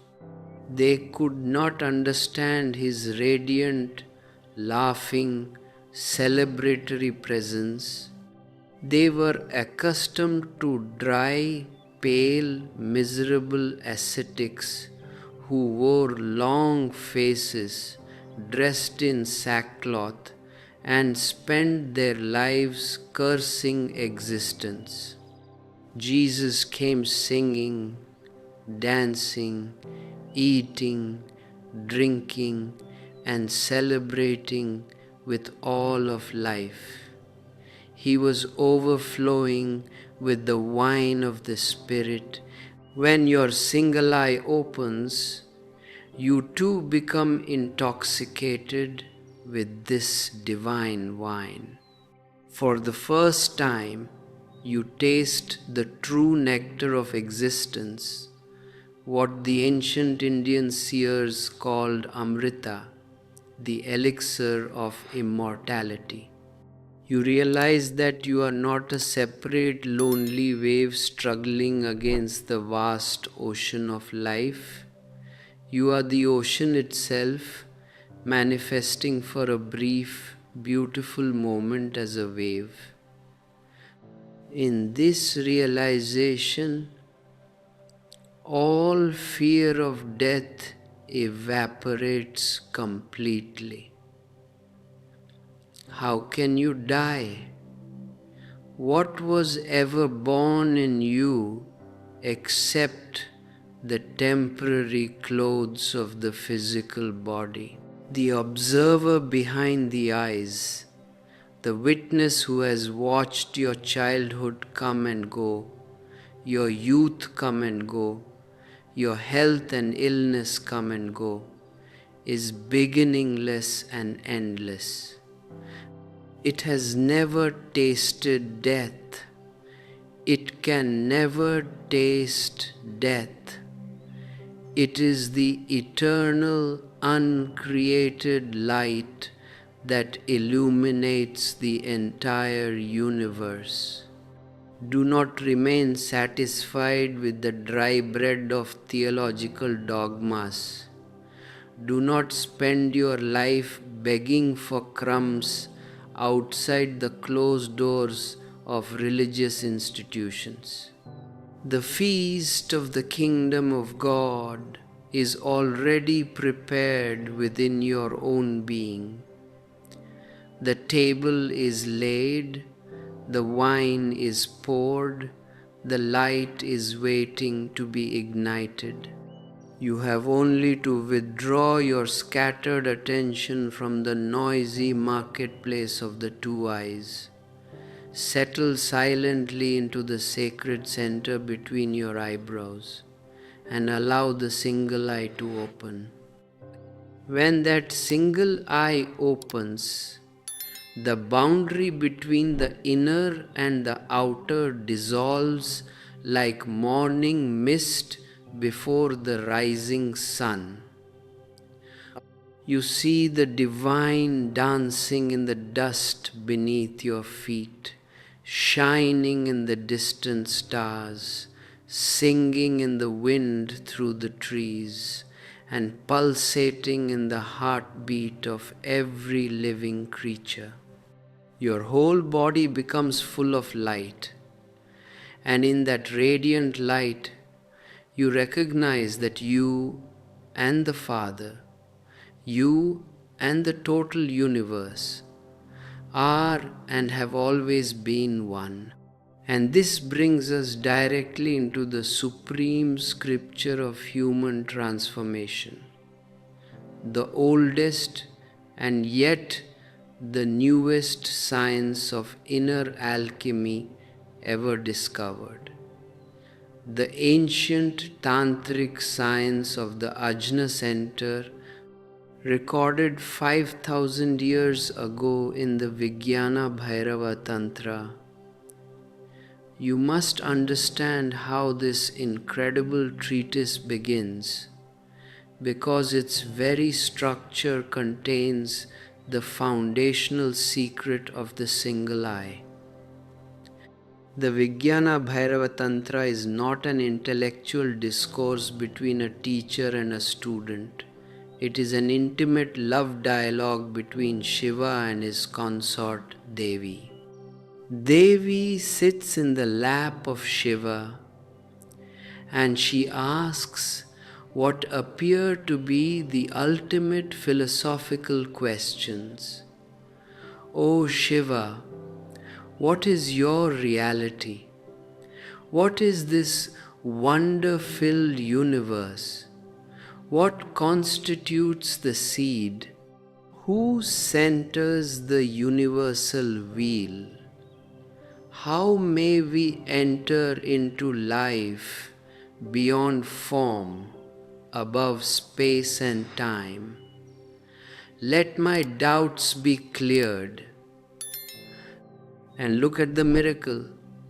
Shiva does not answer a single one of her questions philosophically. He does not give a single doctrine. He proposes no theory. He builds no theology. Instead of answering, "Who am I?"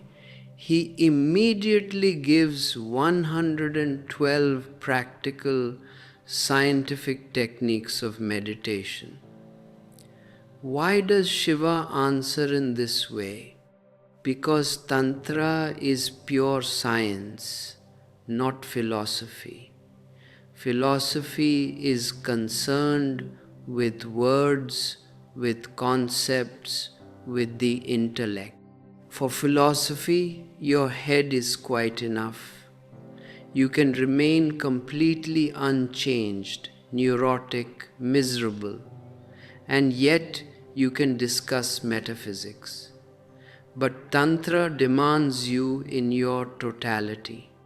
Tantra is not concerned with the intellectual why of things. Tantra is concerned with the existential how. It does not give you an answer to satisfy your curiosity. It gives you an exact technique so that you can experiment upon your own inner laboratory and experience the answer for yourself. And why is it framed as a dialogue between two lovers? This is of immense significance. There are two types of language in the world: logical language and love language. Logical language is aggressive, violent, argumentative, and egocentric. When I use logic with you, I am trying to defeat you, to overpower your mind, to prove that I am right and you are wrong. Logic is concerned with the victory of the ego, but love language is totally different. Love language is not concerned with proving anything. It is an act of pure compassion to help you grow, to help you transform, to help you be reborn. It is a heart-to-heart communion, not a head-to-head debate. In Tantra, the seeker must cultivate a feminine, womb-like receptivity. You do not need to be biologically female, but your psychological attitude must become totally receptive, open, and surrendering. When a woman conceives a child, she does not merely receive something foreign from the outside. The moment the seed is received into her womb, it becomes part of her own flesh, blood, and bones. She nourishes it with her very life. A disciple must become a spiritual womb to receive the secret keys of the master. If you stand before a master with a closed, arguing, skeptical mind, the words cannot penetrate you. You remain armored in your dead past. But when you are in a state of love, the past ceases to be. The present moment becomes everything, and the seed of transformation can be dropped directly into your fertile soil. The words Vijnana Bhairava Tantra mean the technique of going beyond consciousness. Vijnana means ordinary consciousness, the dualistic mind. Bhairava is the tantric term for the transcendental state that is beyond all dualities, and Tantra is the exact method. Religions throughout history have told you to move from unconsciousness to consciousness, to become more alert and aware. But Tantra says that unconsciousness and consciousness are still a duality. If you move from one to the other, you are merely shifting from one pole of the prison to the other. Tantra tells you to go beyond both. Be neither the unconscious nor the conscious. Simply transcend all divisions and rest in pure, uncaused being. This is the ultimate peak, the abode of Shiva. And the primary gateway to this peak is the fifth technique of Shiva. Attention between eyebrows, let mind be before thought. Let form fill with breath essence to the top of the head, and there shower as light. Look at the precise scientific anatomy of this method. Between your two eyebrows, buried deep within the skull, lies the pineal gland, the biological third eye, what the tantric treatises call Shivanetra, the eye of Shiva. In the ordinary human being, this gland is dormant, inactive, but it is not dead. It is merely waiting. It is a magnetic center. The ancient tantric texts state that for this third eye, attention is food. The third eye has been starving for lives and lives because all your attention has been flowing outward through your physical senses, registering the external world. The moment you close your physical eyes and direct your inner gaze directly into the space between your eyebrows, a magnetic attraction begins to take place. You cannot focus your attention so easily on any other part of your body.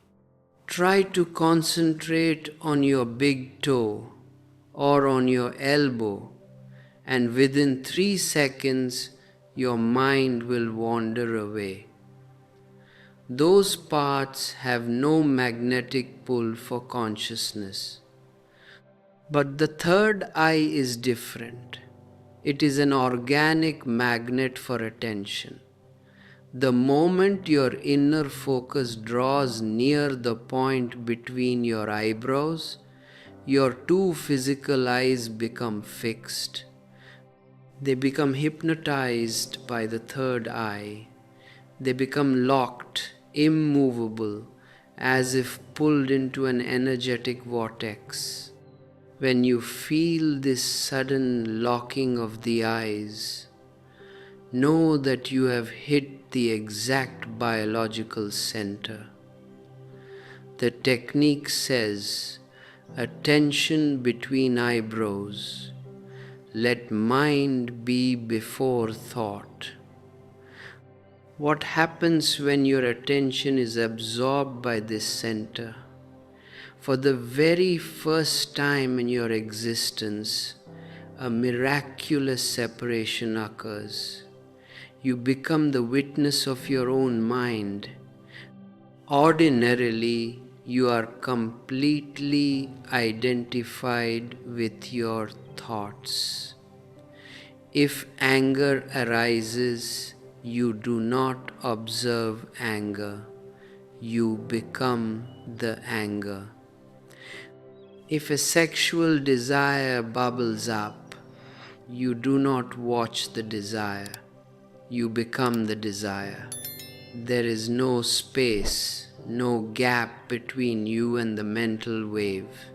You are tossed around like a helpless piece of driftwood in the stormy ocean of your mind.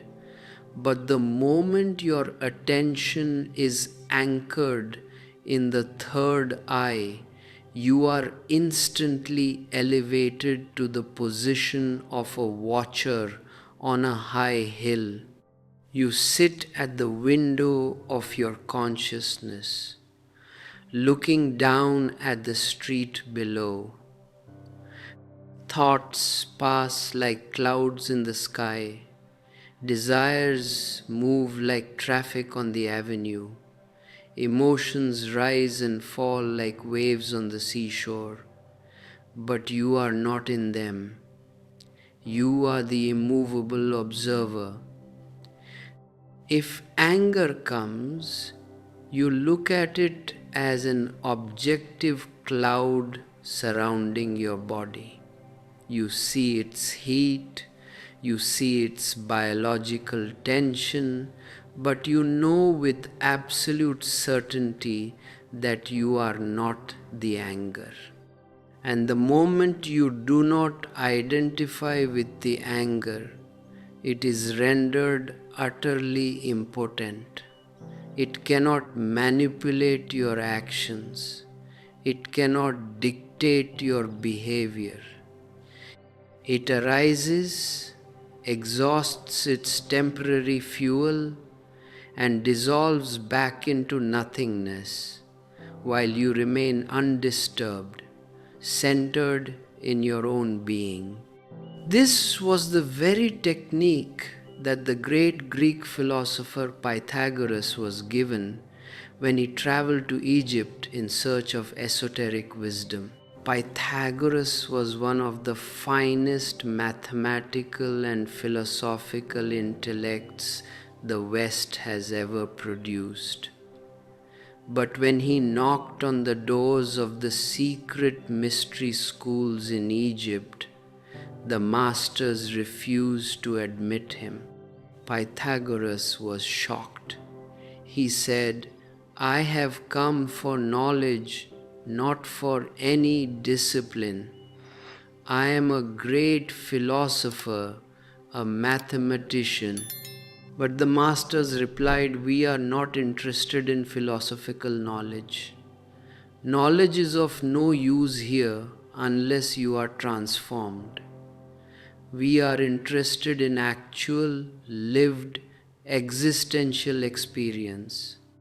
Unless your center of being changes, you cannot understand what we have to teach. So you must first undergo a 40-day fast, breathing in a specific manner, with your total attention focused between your eyebrows." Pythagoras had no other choice if he wanted to enter the mystery school, so he underwent the 40-day fast and the rigorous discipline of breath and third eye awareness. When he emerged, he was a totally transformed man. He said to the masters, "You were right and I was wrong. The man who came to your door 40 days ago was an intellectual, arguing from the head. Now my center has shifted from the intellect down to the heart and into the soul. Now truth is no longer a concept for me to debate. It has become my very life, an existential reality." Pythagoras carried this supreme tantric method back to Greece, and he became the fountainhead, the father of all true mysticism in the Western world. If this ancient transformative science is striking a chord of recognition within your innermost being, pause for a moment and allow that feeling to settle into your heart. Share your experience in the comments below, letting us know what shifts are taking place within your meditation. If this message is bringing clarity to your life, take a moment to like and share this video with those who are walking this path of inner inquiry, and subscribe to ensure our connection remains unbroken. For those who wish to go deeper and actively support the preservation and spreading of these profound teachings, You can click join to become a member of our global Sangha, offer a super thanks, or access our comprehensive ebooks that detail these tantric techniques step by step. Your support is not just a gesture, it is an energetic contribution to the awakening of human consciousness across the globe. Now look at the second half of this profound sutra. Let form fill with breath essence to the top of the head and there shower as light. To understand this, you must grasp the esoteric distinction between ordinary air and the subtle essence of breath, which the East calls prana. When you inhale, modern science tells you that you are merely taking in a combination of physical gases, nitrogen, oxygen, carbon dioxide. But Tantra says that the physical air is merely the gross vehicle, the material container. Moving through that container is an invisible, immaterial, cosmic vitality, prana, the elan vital, the very life energy of existence. In the West, the brilliant and courageous psychologist Wilhelm Reich rediscovered this same phenomenon and named it orgone energy. He was persecuted and branded as mad by the orthodox scientific establishment because science operates under its own rigid superstitions, refusing to acknowledge anything that cannot be measured by physical instruments. But the subtle cannot be caught by gross machines. You feel the presence of prana every day, though you remain unconscious of it. When you sit quietly under a canopy of ancient trees in the early morning, or when you sit by the ocean under an open sky, you suddenly feel a surge of vitality, a freshness entering every fiber of your body. That is prana. When you enter a crowded hospital or sit among depressed, sick people, you feel completely drained, exhausted, as if your very life is being sucked out of you. The hospital atmosphere is starving for vital energy, so your prana flows outward to fill the vacuum. India has experimented with this subtle energy for thousands of years. You may have heard of yogis entering into samadhi underground, sealed in airtight stone chambers for weeks, months, or even years, where no physical oxygen could possibly penetrate. In 1880, a yogi in Egypt entered into such an underground samadhi for 40 entire years. All the witnesses who buried him died during those 4 decades.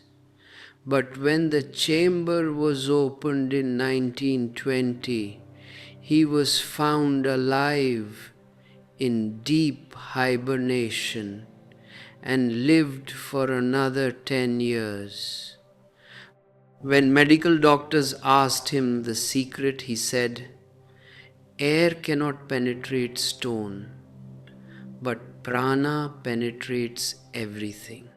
Once you know how to draw prana directly into the subtle body without relying on the gross container of air, you can transcend the limitations of the physical vehicle.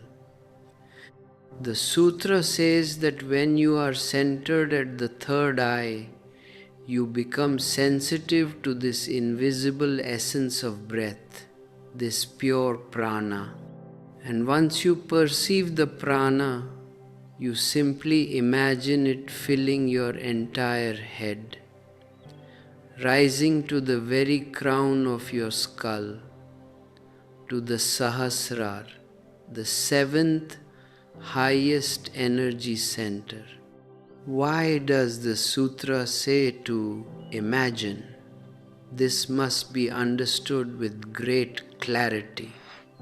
In the ordinary state of consciousness, your imagination is completely impotent. You go on imagining that you are rich, that you are peaceful, that you are flying, but nothing happens because your energy is scattered across the periphery of your senses. But when your attention is focused at the third eye, a radical transformation occurs. The gap between imagination and actualization disappears completely. At the third eye, to imagine is to create. The thought becomes the reality instantly. This is the hidden mechanism behind all deep hypnosis. When a hypnotist places a subject into a trance, the first thing he does is ask the person to fix his physical eyes on a single point, a bright light, a swinging pendulum, or the hypnotist's own eyes. When the eyes remain fixed on a single point for 3 minutes, the attention is automatically pulled toward the third eye. The moment the subject's attention is absorbed by the third eye, his facial expression changes. His face loses its waking vitality and becomes completely blank, like the face of a sleeping person. The hypnotist knows that the energy has shifted to the ajna center. Now, whatever suggestion is given will become an immediate physical reality for the subject. If the hypnotist places a cold, ordinary stone in the subject's hand and says, "This is a red-hot piece of burning coal," the subject's unconscious will not only believe it, but his physical skin will actually develop a real physical burn and blister. There was no fire, only a cold stone, yet the physical body manifested an actual burn. How? Because at the third eye, imagination and reality are one. There is no separation between the dream and the fact. This is why the great non-dual mystic Adi Shankara declared that this entire universe is Maya, the dream of the divine. Shankara was not making a philosophical proposal, he was speaking from the vantage point of the third eye. The divine consciousness is eternally centered at the third eye. Therefore, whatever the divine dreams immediately crystallizes into physical reality. And when a seeker becomes centered at this same third eye, he realizes that the entire objective world has the exact same quality as a dream. This is also why all ancient mystery traditions insisted on absolute psychological and moral purity before initiating a disciple into third eye practices. Purity was not a moralistic rule. It was a matter of sheer safety.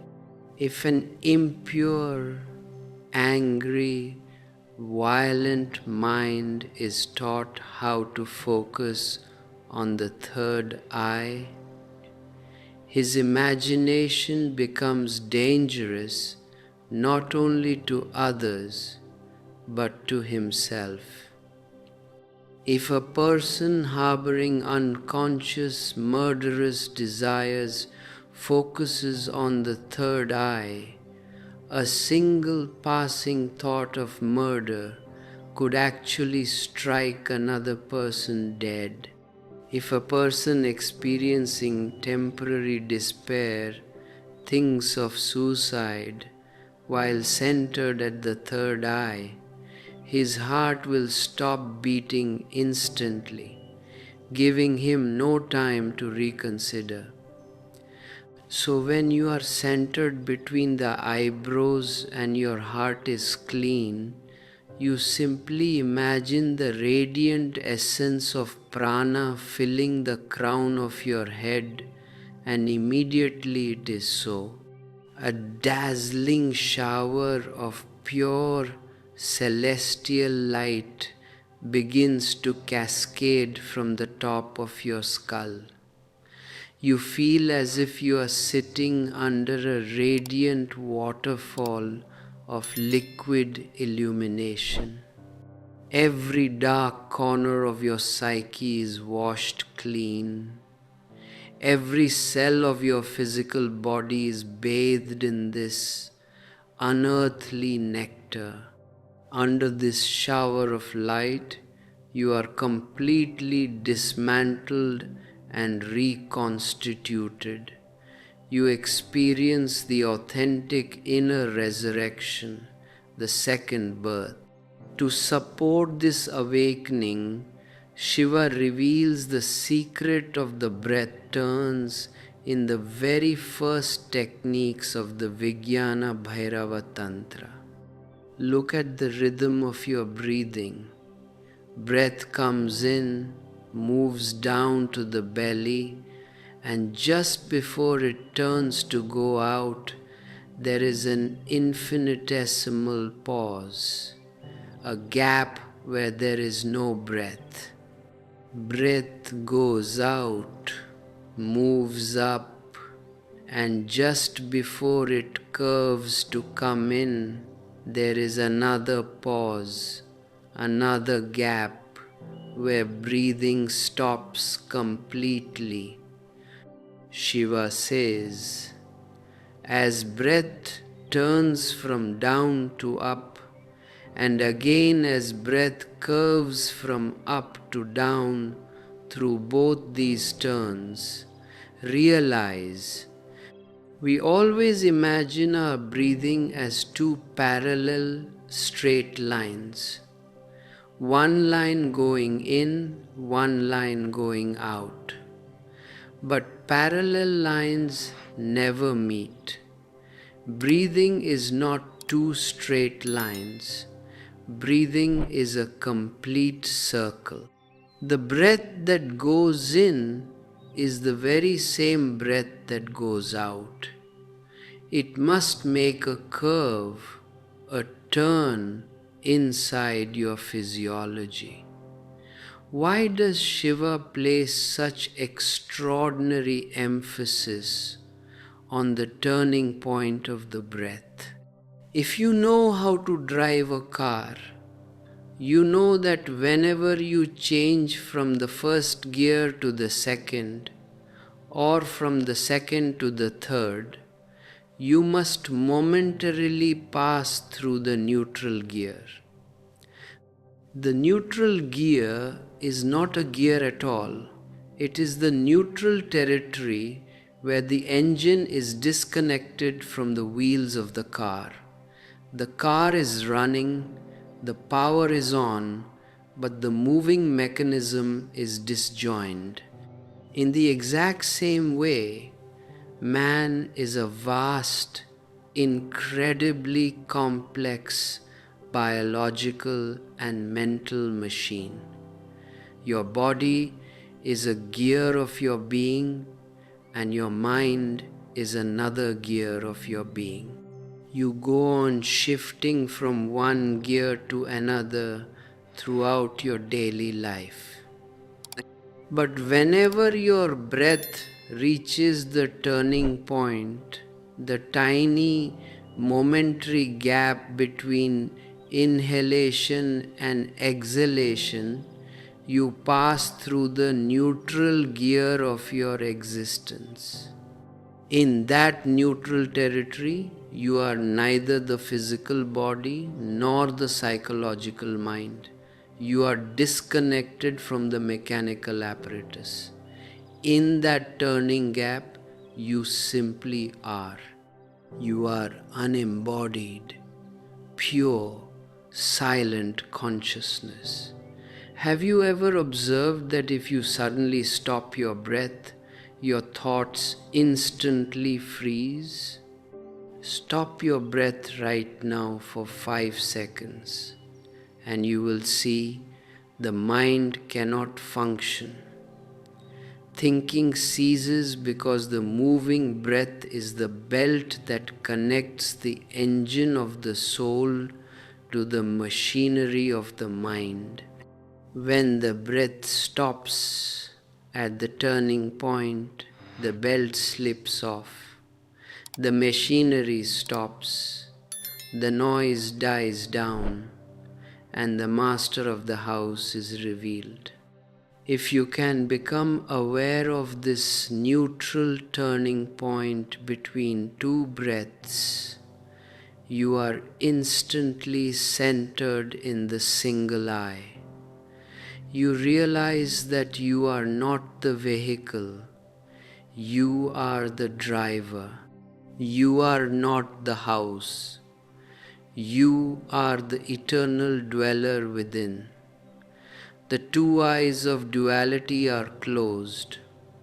The single eye of unity opens, and your entire body becomes flooded with the uncreated light of the divine. To understand this upward current, you must first dissolve the ancient, poisonous misunderstanding that there is any such thing as sexual energy distinct from spiritual energy. Energy is always one and the same. It is neutral, nameless, formless, and pure. Just as the electricity flowing into your house is neither hot nor cold in itself, if it flows into a heater, it becomes heat. If it flows into an air conditioner, it becomes cold. If it enters an electric bulb, it manifests as light. And if it enters an audio speaker, it transforms into sound. The underlying electrical current remains one single undivided force. In the exact same way, the primordial life force residing within your organism is pure vitality, pure prana. When this neutral life energy flows downward and outward through the biological reproductive organs, you call it sex. When it moves through the emotional center, it manifests as love, devotion, or, if distorted, as anger and jealousy. When it moves through the intellect, it becomes logic, philosophy, science, or artistic creation. And when this very same energy ascends through the central column of the spine, entering into the silent sanctuary of your brain, it manifests as samadhi, as illumination, as Christ consciousness. There is no difference in the nature of the energy itself. The only difference is in the door through which it flows. Therefore, all traditional theories of sublimation are completely false. The very word sublimation carries a deeply ugly, moralistic, and suppressive connotation. Whenever you say that you are trying to sublimate your sexual energy, you have already created an inner division. You have labeled sex as something low, dirty, and evil that must somehow be forcibly converted into something high, pure, and holy. In that very labeling, you have declared war against your own biology. And when you fight with your own energy, you are fighting with yourself. No one can ever win such a war. For a few days, you may succeed in suppressing your desires through sheer willpower, and you will feel an arrogant sense of moral victory. But the suppressed energy is continuously accumulating in the dark basements of your unconscious mind. It waits for a moment of weakness, for a crack in your armor, and then it explodes with 9 times more ferocity than before. You are dragged down into the mud again, and you weep and suffer in profound guilt. This vicious circle of suppression, explosion, guilt, and renewed suppression has been the ongoing nightmare of humanity for thousands of years. It has created a world of hypocrites, neurotics, and perverts. Look at your so-called celibates, your monks and ascetics who have fled into monasteries and caves. They have not transcended sex.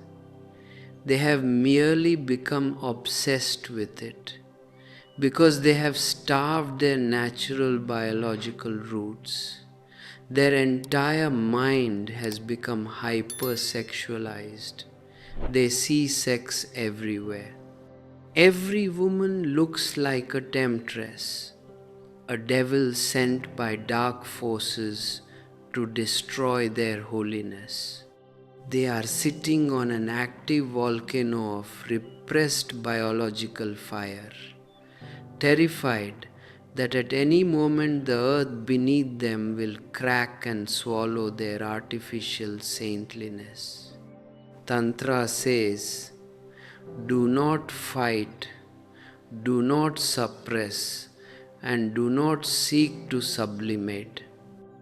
Total acceptance is the fundamental key to transformation. Whatsoever you are an organic part of this magnificent universe. Your biological instincts are not an error. They are the divine foundation upon which the temple of your spirit is meant to be built. How can a house stand if you destroy its foundation? The foundation must be strong, deep, and healthy so that the palace can rise into the sky. Sex is the first step of the ladder, the biological root of your existence. You were conceived through sex. Every single cell of your physical body is inherently sexual.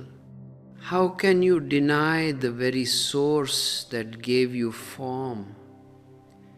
If you condemn the seed, you condemn the flower that is hidden inside it.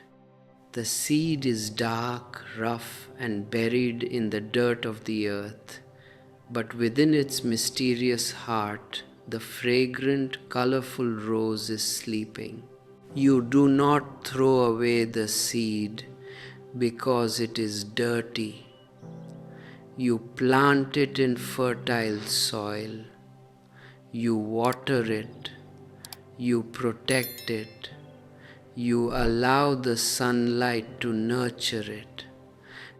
And you wait with deep patience until the shell breaks open and the sprout ascends into the air.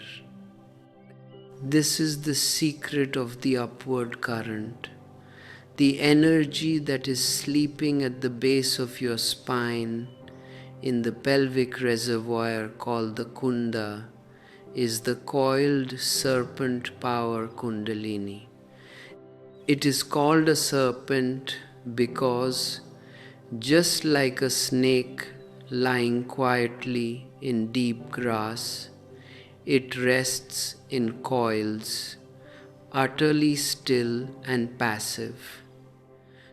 But when it is stimulated, when it is awakened through the heat of awareness, it uncoils, stands erect on its tail, and shoots straight upward through the spinal cord toward the highest center in the brain.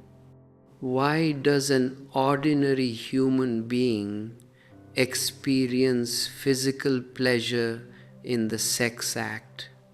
Have you ever meditated on what actually happens during sexual climax? People are so rushed, so driven by unconscious biological programming that they never observe the inner mechanics of their own ecstasy. The pleasure you feel during the sexual orgasm does not come from the friction of two physical bodies. That is merely the gross superficial trigger. The real bliss arises because for a single fleeting fraction of a second, the sleeping serpent stirs. A tiny wave of vitality rises from the kunda, moves through your nervous system, and for one timeless instant, the mind stops. In that momentary flash of orgasm, you forget who you are. The ego disappears, the past is forgotten, the future vanishes, and you are thrown into the absolute now. You become one with the cosmic rhythm. You are in deep harmony with the universe. It is the ego loss, the timelessness, the sudden silence of the mind that produces the ecstasy.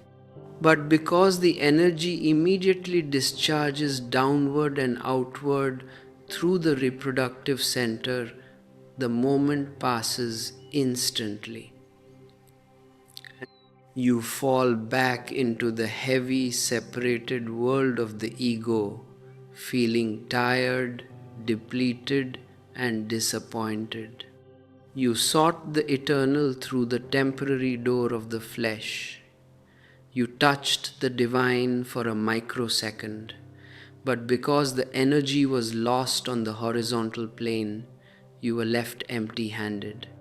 This is why sex becomes a repetitive, compulsive addiction. You are not really seeking physical friction. You are seeking that moment of egoless oneness, that flash of timeless bliss. But because you do not know how to retain and guide the energy upward, you repeat the outer act millions of times, hoping that somehow the next time will give you permanent fulfillment. If you pause right now and observe this endless mechanical chase within yourself, you will realize how much of your precious life energy has been drained away in pursuit of momentary shadows.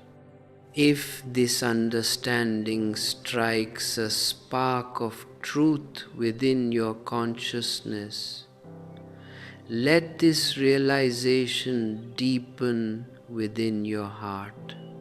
Share this video with other seekers who are caught in the painful trap of sexual guilt and unconscious craving, and subscribe to this channel so that we can continue uncovering these hidden paths of liberation together.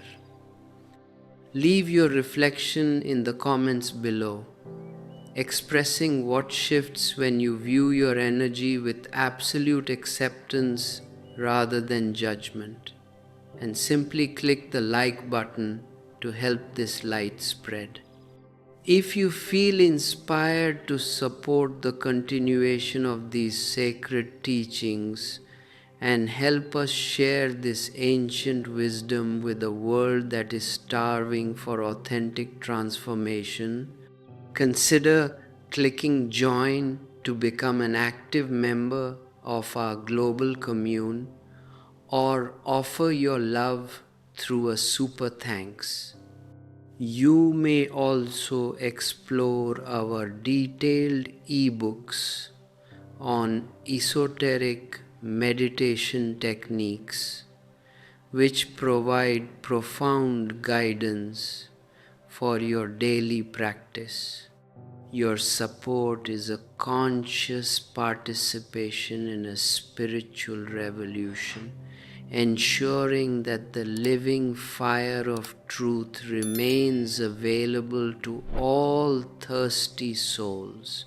To transform this downward dissipation into an upward ascent, you must understand the geography of your 7 bodies and the 7 energy centers through which consciousness evolves. This is the profound map preserved by the ancient masters and decoded in the science of the esoteric. The first body is the physical body, the Sthula Sharira, centered at the base of the spine in the Muladhara Chakra. This is the body of gross matter, of food, of physical survival and biological reproduction. Its primary energy flow is downward, anchored to the earth by gravity. If your consciousness remains confined exclusively to this first body, your entire existence will revolve around eating, sleeping, and seeking physical sensations. You will live and die like an animal, never knowing that you possess higher dimensions. The second body is the etheric body, the Linga Sharira, centered in the Swadhisthana Chakra, just below the navel. This is the emotional, energetic sheath, the realm of feelings, desires, and subjective dreams. While the physical body requires physical food to survive, the etheric body feeds upon emotional energy, upon love, upon connection. When the life force is blocked at this second level, a person lives in permanent emotional starvation. creating psychological nightmares, attachments, and neurotic dependencies. The third body is the astral body, centered at the Manipura chakra, located at the solar plexus, near the navel. This is the center of dynamic willpower, personal power, and individual identity. The third body is the vast storehouse of all your accumulated longings, karmic impressions, and memories across thousands of past lifetimes. When your energy reaches the third body, you become a powerful, integrated individual.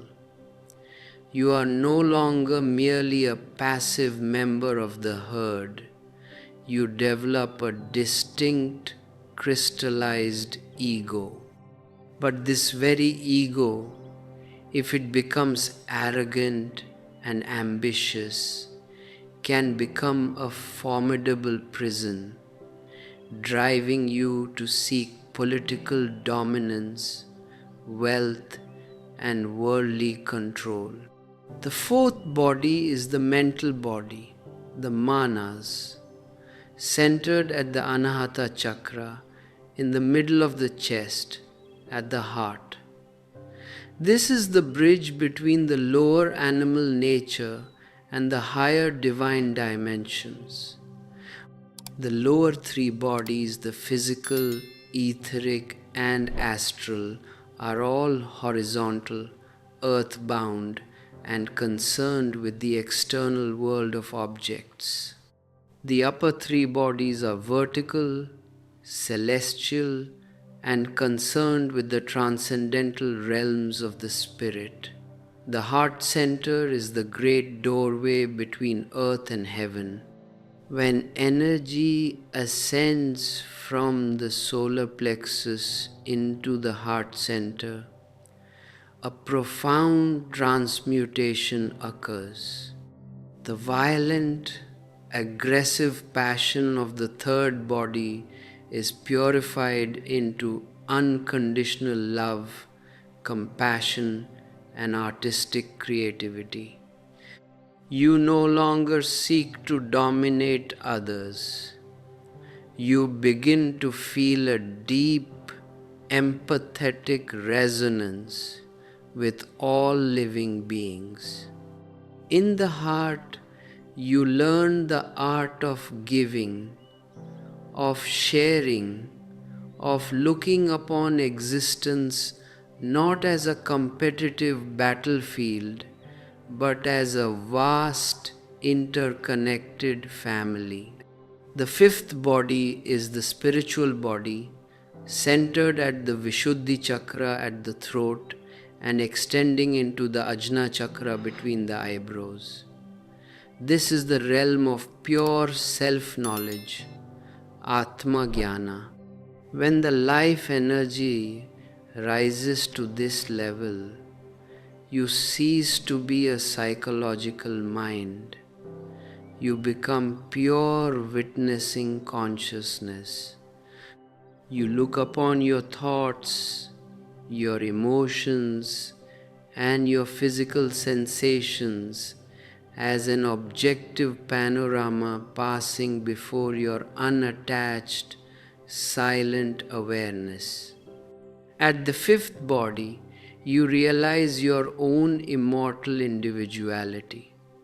You know with absolute, unshakable certainty that you are not the mortal body, that you are the eternal observer.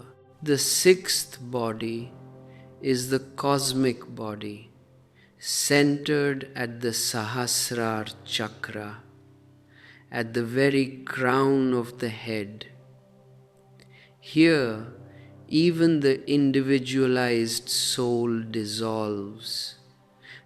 The boundary between the self and the universe vanishes completely. You no longer feel that I am an individual possessing consciousness. You realize that I am the cosmic consciousness within which all universes are born, dance, and dissolve. This is the realm of Brahma, the realization of the universal whole. And the seventh body is the nirvanic body, which has no physical or energetic location because it is beyond space, beyond time, and beyond form. It is the ultimate void, the absolute nothingness, Shunya. Here, even the cosmic consciousness steps beyond existence into non-existence. The flame goes out, the drop disappears into the ocean, and only the unmanifested, beginningless, and endless reality remains. How does the life force make this monumental vertical ascent from the lowest physical center to the highest crown of the brain? It does so through the applied science of inner friction, through the coordinated hammering of deep breathing and witnessing awareness. Look at how you breathe. Breath is the physical umbilical cord that ties your invisible soul to your material body. When you take short, shallow, unconscious breaths into your upper chest, as modern civilized people do, your life energy remains stagnant. Shallow breathing is an unconscious defense mechanism created by social fear and sexual guilt. You are terrified of breathing deeply into your abdomen because if your breath descends into your lower belly, it hits the kunda, it stimulates the sex center, and it threatens to awaken the wild, natural, uncontrollable animal within you. So you constrict your diaphragm, you freeze your belly, and you live on a starvation diet of oxygen and prana. To awaken the upward current, you must breathe like a tempest. You must engage in rapid, deep, chaotic breathing that shakes your organism to its very foundations. When you inhale deeply and exhale forcefully, you act like a mechanical blacksmith's bellows, pumping vast quantities of oxygen and cosmic vitality into the base of your spine. The physical hammering of the breath strikes the dormant kunda. It generates intense inner heat, the sacred alchemical fire of tapas. At the same time, you must apply the psychological hammer, the relentless penetrating inquiry, who am I? Who am I? This question is not an intellectual riddle to be answered by the mind. If your intellect provides an answer saying, I am the soul, or I am divine, it is merely parroting borrowed scripture. The question, who am I, is an existential spade designed to dig through the accumulated layers of your mental conditioning. When you hammer the lower center physically with vigorous breathing and psychologically with the total passion of self-inquiry, the biological lock at the base of the spine gives way. the coiled serpent uncoils. The energy awakens with the force of an inner lightning strike. When this happens, you will feel an unmistakable physical sensation of liquid fire rushing up your spinal column. It feels hot like a burning flame and simultaneously cool like a mountain stream. It vibrates your nervous system, electrifying every cell of your brain. As this ascending current penetrates the throat center and surges into the forehead, the single eye, the pineal gland, is flooded with cosmic fuel. The single eye, which was dark, dry, and dormant, begins to glow. It acts like a high voltage transformer, taking the raw biological reproductive energy of the earth and transmuting it into the pure golden light of divine consciousness. The energy does not stop at the forehead. It bursts through the crown of the head, through the Sahasrar, and opens you to the infinite expanse of the cosmos. In this moment of supreme activation, the old man dies and the new man is born. You have not suppressed your sexuality. You have fulfilled its ultimate evolutionary destiny. You have taken the seed from the dark earth and allowed it to bloom into the 1,000-petaled lotus of enlightenment. You stand as a bridge between the lowest mud and the highest heaven, between the finite body and the infinite spirit. You realize that everything within you was sacred from the very beginning, that no part of your human nature was an error. The fire of the earth has met the light of the sky, and in that divine union, your whole being dissolves into the everlasting, ecstatic song of the all. And to enter into this celestial harmony, you must understand the profound mystery of darkness, the bridge of the pineal gland, and the awakening of the inner sun. Modern humanity has become pathologically obsessed with light, with external activity, with speed, and with continuous outward stimulation. You have filled your nights with artificial electricity. You have filled your days with frantic noise, and you have become terrified of silence and of darkness. But darkness is the primordial womb of all existence.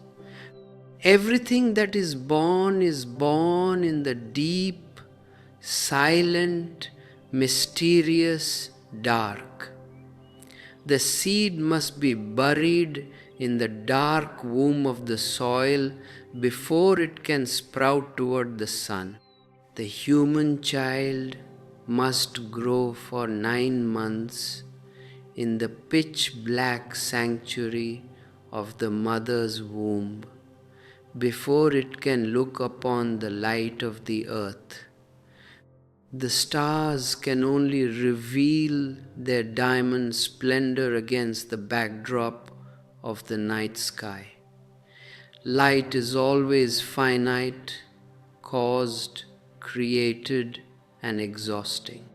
Light is an event in time. It requires fuel, it burns energy, and sooner or later its source is depleted and the light fades away.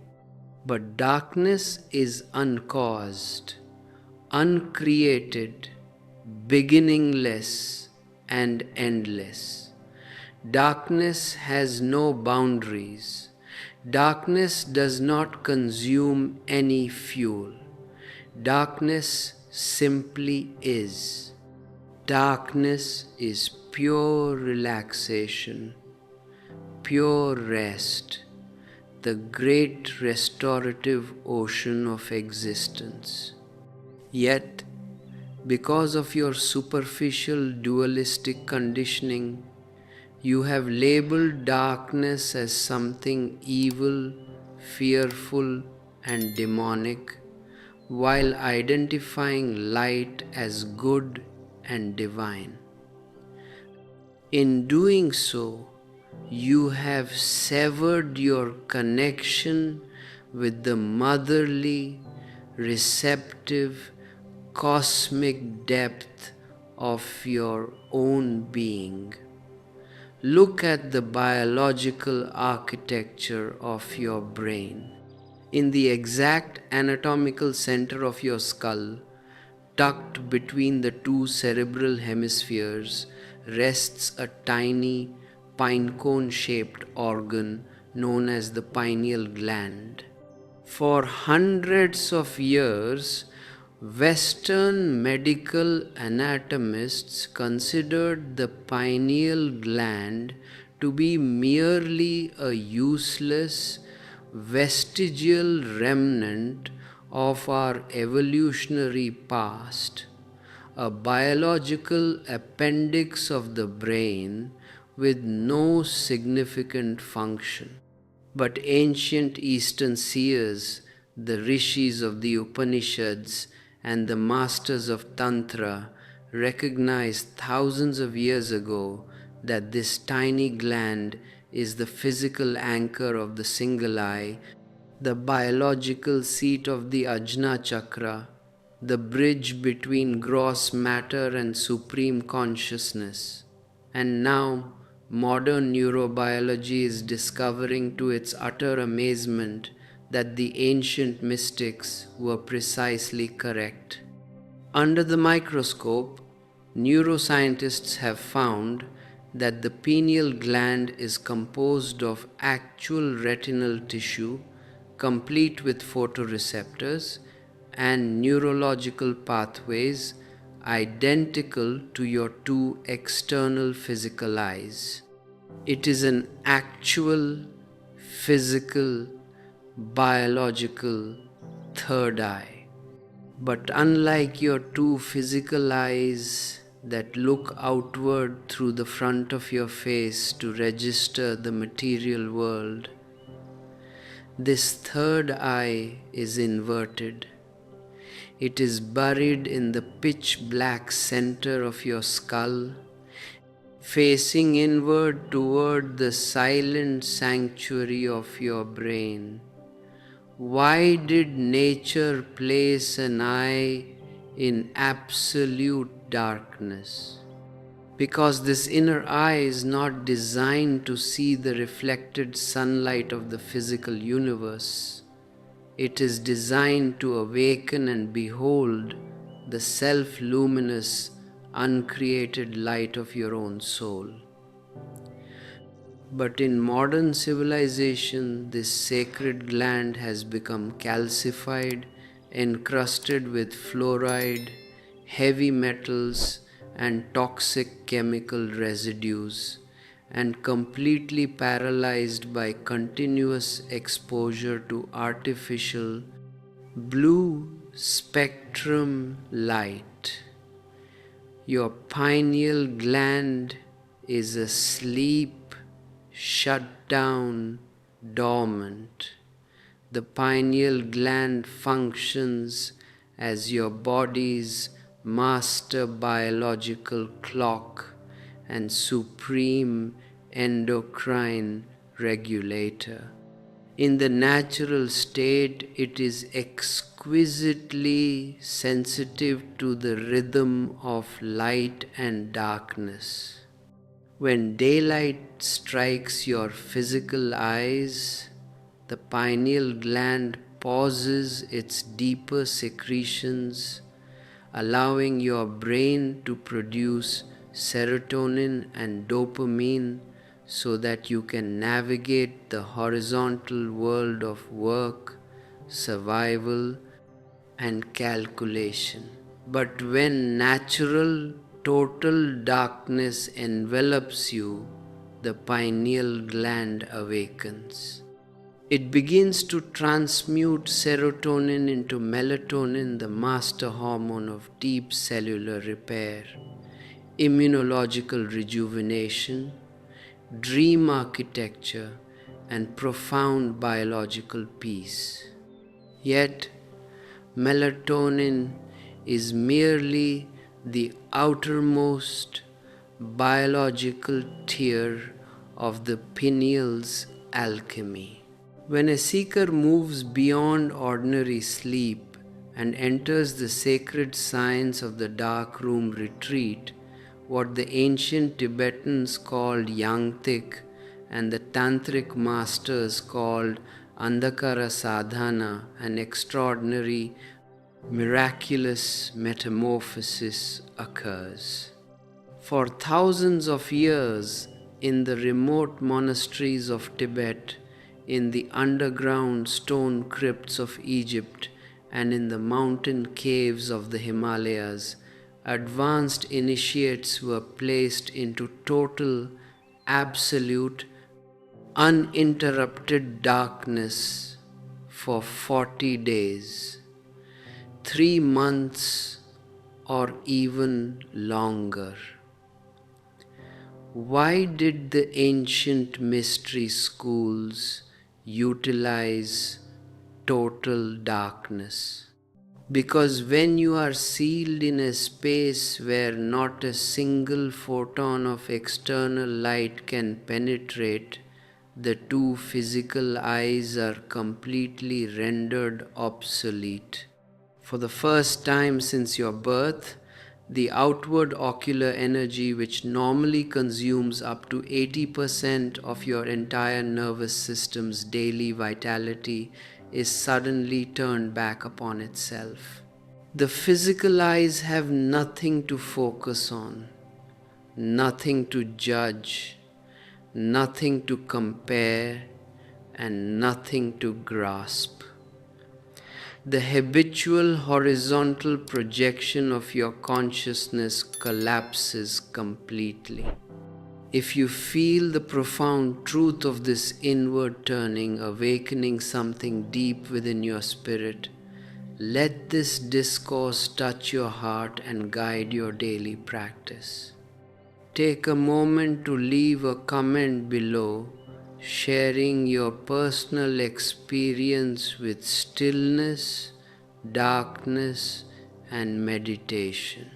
Share this video with other sincere seekers who are wandering in the dry deserts of intellectual philosophy and dogma, and subscribe to this channel so that we can continue walking this razor's edge of inner transformation together.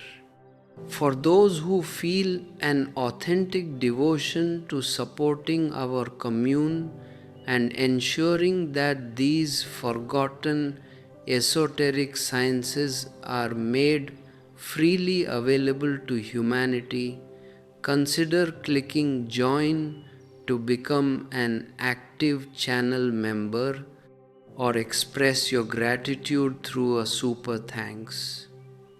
You can also explore our sacred collection of ebooks which detail these ancient meditation and darkroom techniques step by step.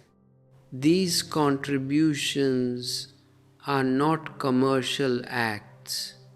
They are your energetic participation in a living sanctuary of truth, helping to sustain the flame of consciousness in a troubled world.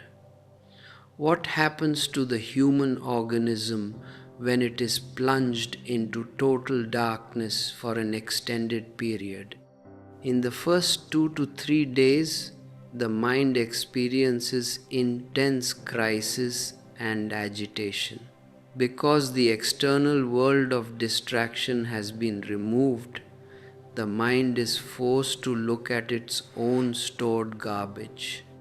All your repressed memories, all your unfulfilled sexual longings, all your buried childhood rages, all your hidden terrors begin to project themselves upon the pitch black canvas of the room. You see vivid, three-dimensional hallucinations, monsters, angels, demons, past lovers, scenes of beauty and scenes of horror. This is the mental body, the fourth body, attempting to create its own internal cinema because it is terrified of entering into the void of silence. If you are foolish, you will believe in these hallucinations. You will think you are encountering real spirits or having mystical visions, and you will become trapped in your own projected illusions. But if you have been trained in the science of witnessing, if you remain anchored in the neutral center of your being, you simply sit like a stone statue and watch the parade of your own unconscious mind. You do not fight the images. You do not hold on to them. You simply observe them with choiceless awareness. By the 7th to the 10th day of total darkness, a monumental shift occurs. The stored fuel of your psychological memories and neurotic projections is completely exhausted. The mental cinema runs out of film. The hallucinations dissolve.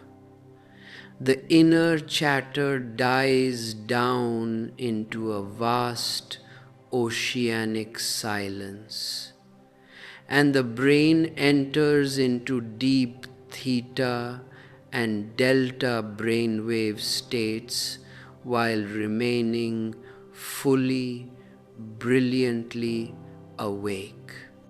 It is at this precise threshold that the pineal gland undergoes its ultimate supernatural transmutation. Starved of external light and flooded with the accumulated, unspent life force of your body, the pineal gland ceases to produce merely ordinary melatonin. It begins to synthesize and secrete highly complex, psychoactive, endogenously produced neurotransmitters, substances that modern biochemistry identifies as pinoline, DMT, dimethyltryptamine, and 5-MeO-DMT, but which the ancient tantric alchemists and Vedic rishis called Soma Rasa, Amrita, the celestial nectar of the gods. This is the legendary nectar that Kabir sang about in ecstasy when he cried, "The heavens are showering with sweet ambrosia. The drum of eternity is beating without hands, and my soul is intoxicated with the divine wine." It is a physical, biological, hormonal reality produced within your own skull when the single eye is opened in the sacred darkness of meditation. When this divine nectar is secreted by the pineal gland, it drips down through the palate of your mouth into your throat and bloodstream. It tastes indescribably sweet, like liquid honey and cool mint combined. It electrifies the nervous system, reversing the aging process of the physical cells, instantly healing chronic bodily illnesses, and completely wiping out the sensation of physical hunger. A seeker experiencing the flow of soma can go for weeks without taking a single morsel of solid food, because the subtle prana carried by this nectar directly nourishes the life force of the organism. And then, in the absolute pitch black darkness of the room, the ultimate miracle happens. The inner sun ignites. Suddenly, with your physical eyes wide open in the dark, you are surrounded by an unearthly, blinding illumination. It is not a light that comes from an external lamp or from the physical sun. It is a light that radiates from the very center of your own consciousness. It is brighter than 1,000,000 suns shining simultaneously at midday, yet it has no burning heat, no blinding glare. It is as cool, soothing, and utterly blissful as the light of 1,000,000 full moons. You look at your hands in the pitch dark room, and you see that your hands are made of pure, transparent, golden light. You look at the walls of the room, and the stone walls become transparent. You see through the earth, you see through the stars. You see that the entire cosmos is nothing but an infinite, pulsating ocean of living, conscious light. The single eye has opened, and your entire body has become full of light.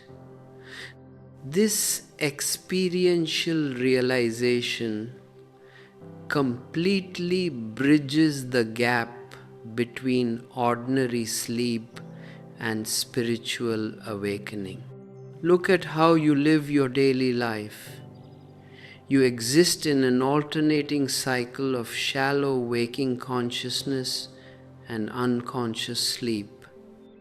During the day, you think you are awake, but your wakefulness is merely a functional, utilitarian surface state. You are constantly dreaming with your eyes open, lost in fantasies about the future, reacting mechanically to external stimuli, propelled by unconscious habits and desires. And when the night comes, you fall into sleep, but you fall into it unconsciously. You drown in the dark ocean of your mind, helpless, unaware of where you go, subject to the random nightmares of your subtle body. Patanjali, the father of yoga, divides human consciousness into 4 dimensions: Jagrut, the waking state; Swapna, the dreaming state; Sushupti, the deep, dreamless sleep; and Turiya, the 4th transcendental state of superconscious witnessing.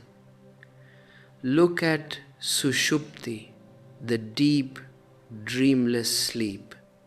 Every night, when all your dreams cease and you drop into the deepest core of sleep, you are in the presence of the divine. There is no ego in deep sleep. There is no anxiety, no division, no separation, no misery. In deep sleep, you return to the original source. You touch the divine reservoir of life. And that is why you wake up in the morning feeling refreshed, rejuvenated, and alive. But you experience this touch of God entirely unconsciously. You are asleep, so when you wake up, you only have a vague, lingering remembrance that you had a peaceful night, but you cannot give any account of what happened or where you went. Samadhi, the ultimate state of enlightenment, is nothing other than Sushupti entered with absolute, flaming, unshakable awareness. In Samadhi, your body is in the deepest possible state of rest, as relaxed and still as a corpse. Every breath is calm. All thinking has ceased. You have dissolved into the ocean of the unmanifest. But inside, a lamp of pure witnessing awareness goes on burning with dazzling clarity. You are awake in the very depths of your sleep. This is why Lord Krishna, in the sacred Bhagavad Gita, gives that famous paradoxical definition of an enlightened master. That which is night to all living beings is the time of wakefulness for the self-controlled seer. And that which is day to ordinary beings is night to the sage who sees. Krishna is not talking about physical day and night.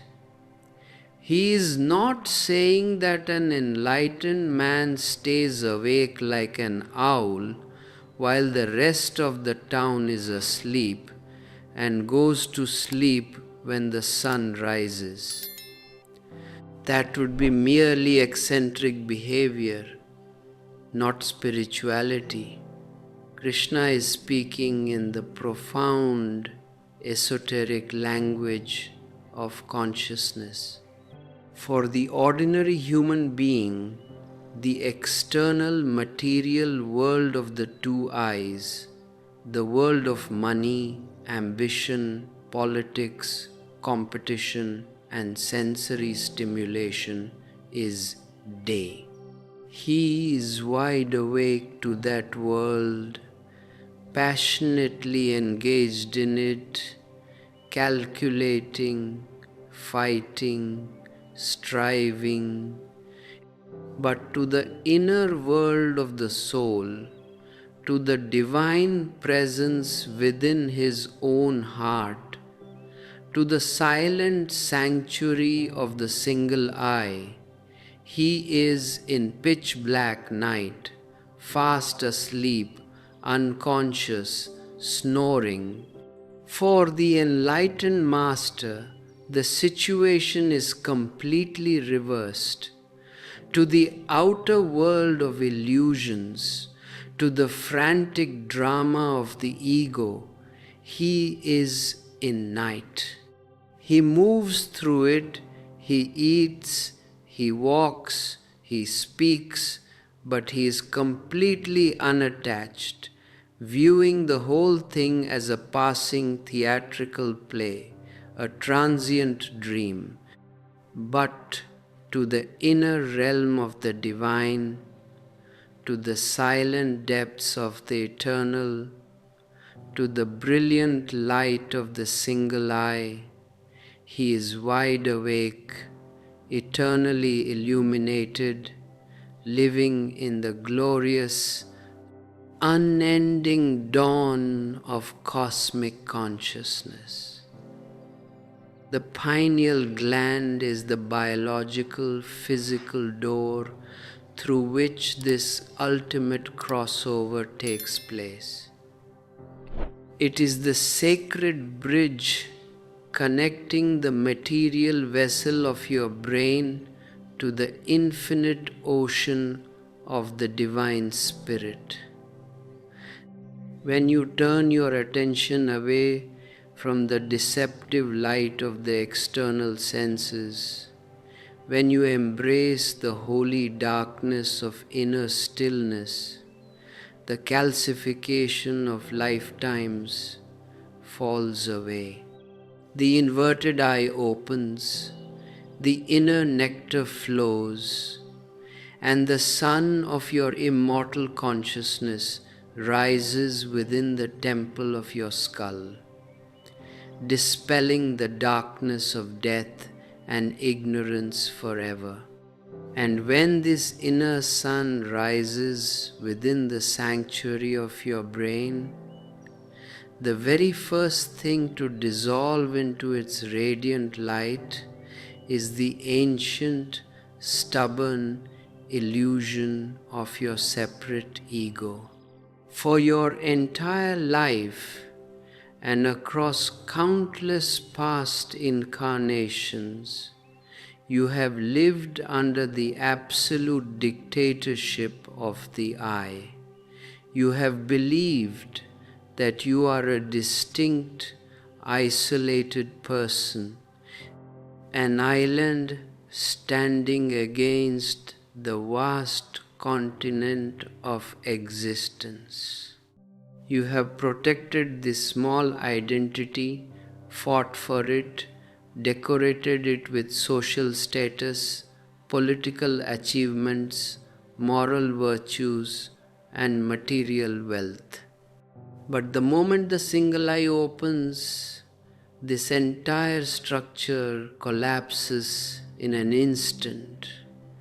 Just as a fragile shadow vanishes when a blazing torch is brought into a pitch-black room, you must understand the profound, esoteric nature of the ego if you are to understand what truly happens when the inner eye awakens.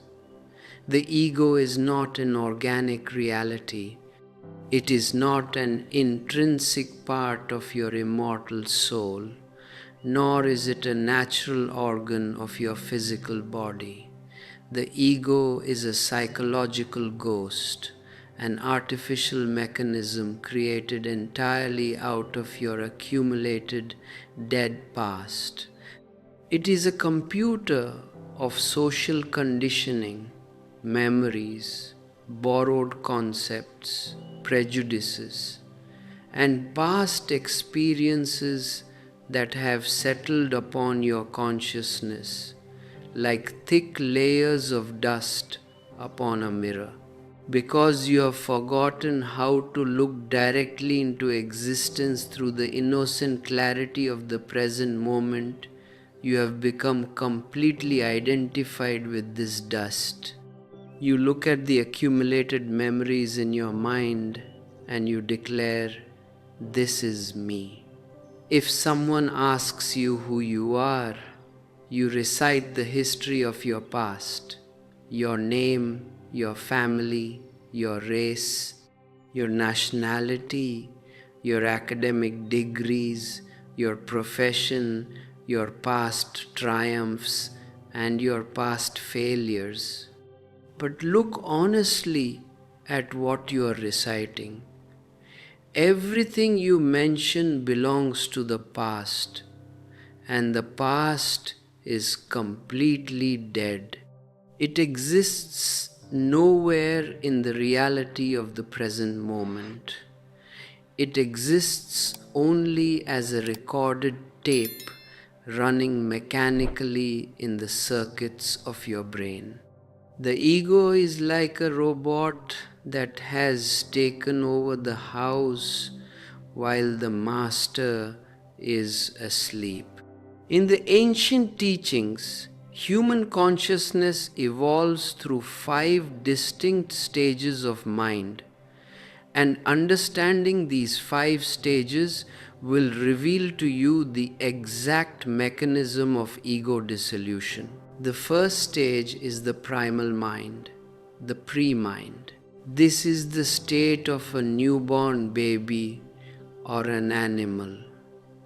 The primal mind is pure instinct, natural, uncorrupted, and innocent. But its innocence is an innocence of total ignorance. The infant does not know who he is. He has no self-consciousness, no sense of personal identity. He lives entirely in the biological present, but because he is completely unconscious of his innocence, he cannot hold on to it. He is a chaotic bundle of natural impulses. This primal innocence must be lost. The child must leave the Garden of Eden so that he can eventually embark upon the conscious pilgrimage of returning to the divine as a fully awakened master. The second stage of mind is the collective mind, the social mind. Friedrich Nietzsche called this stage the camel, the beast of burden. As the child grows, the family, the school, the church, and the society immediately begin to load him with burdens. They teach him to conform, to obey, to sacrifice his individuality for the sake of the collective tribe, the state, the religion. The collective mind has no personal identity of its own. It derives its identity entirely from belonging to the herd. A man in the collective stage of mind says, I am an Indian, I am a Christian, I am a Brahmin, I am a communist.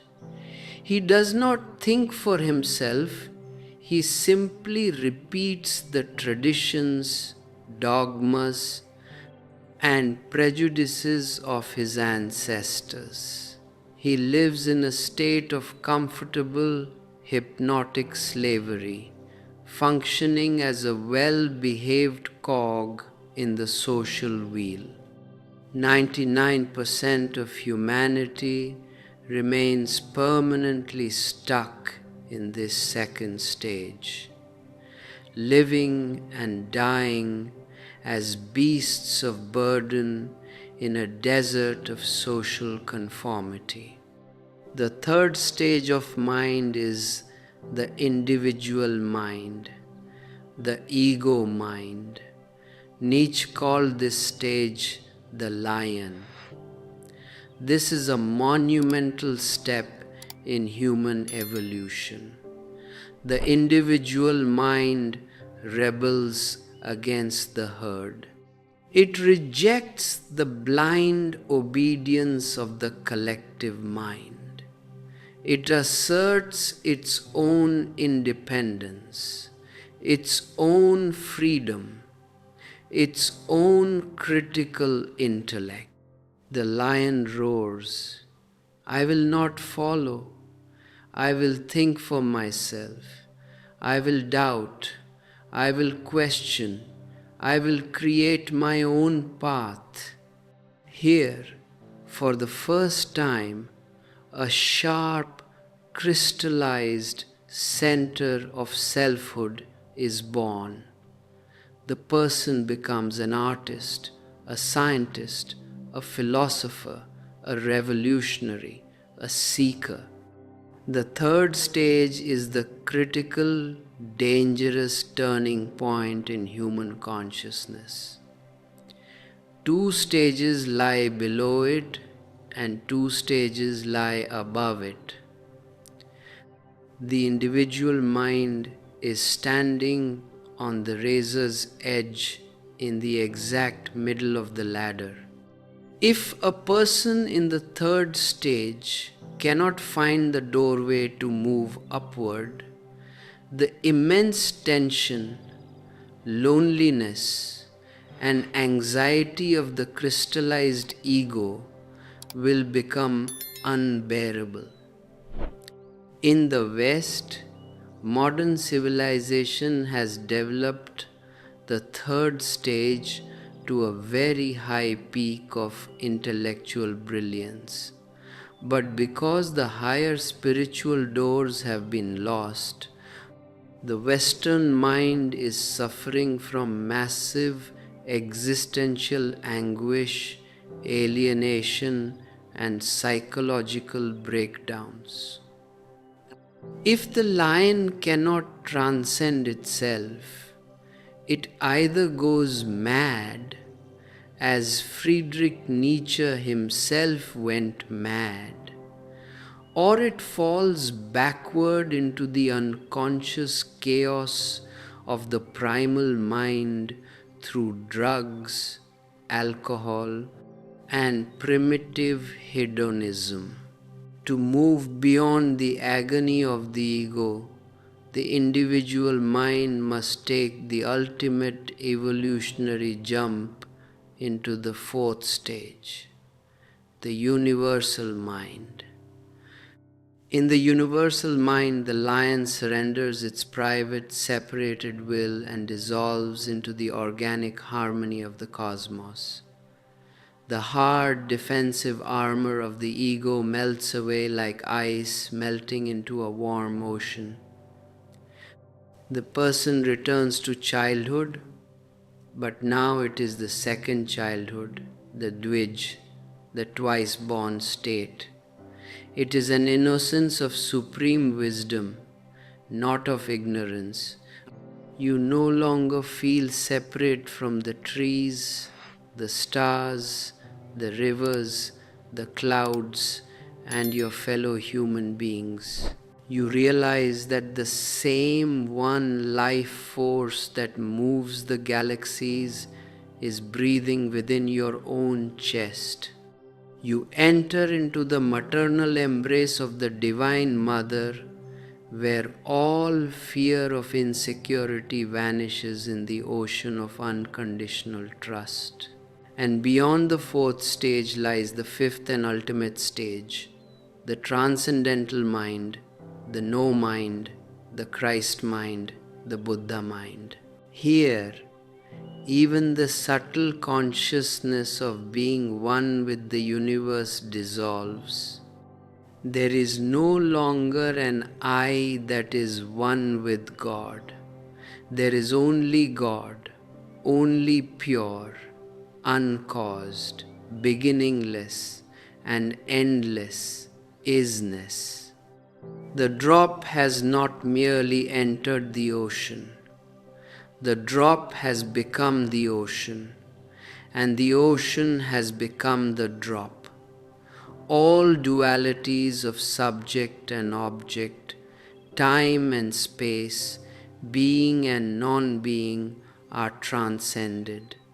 You arrive at the Supreme Trinity of Satchitananda, Sat absolute uncreated being, Chit pure unclouded consciousness, and Ananda boundless eternal bliss.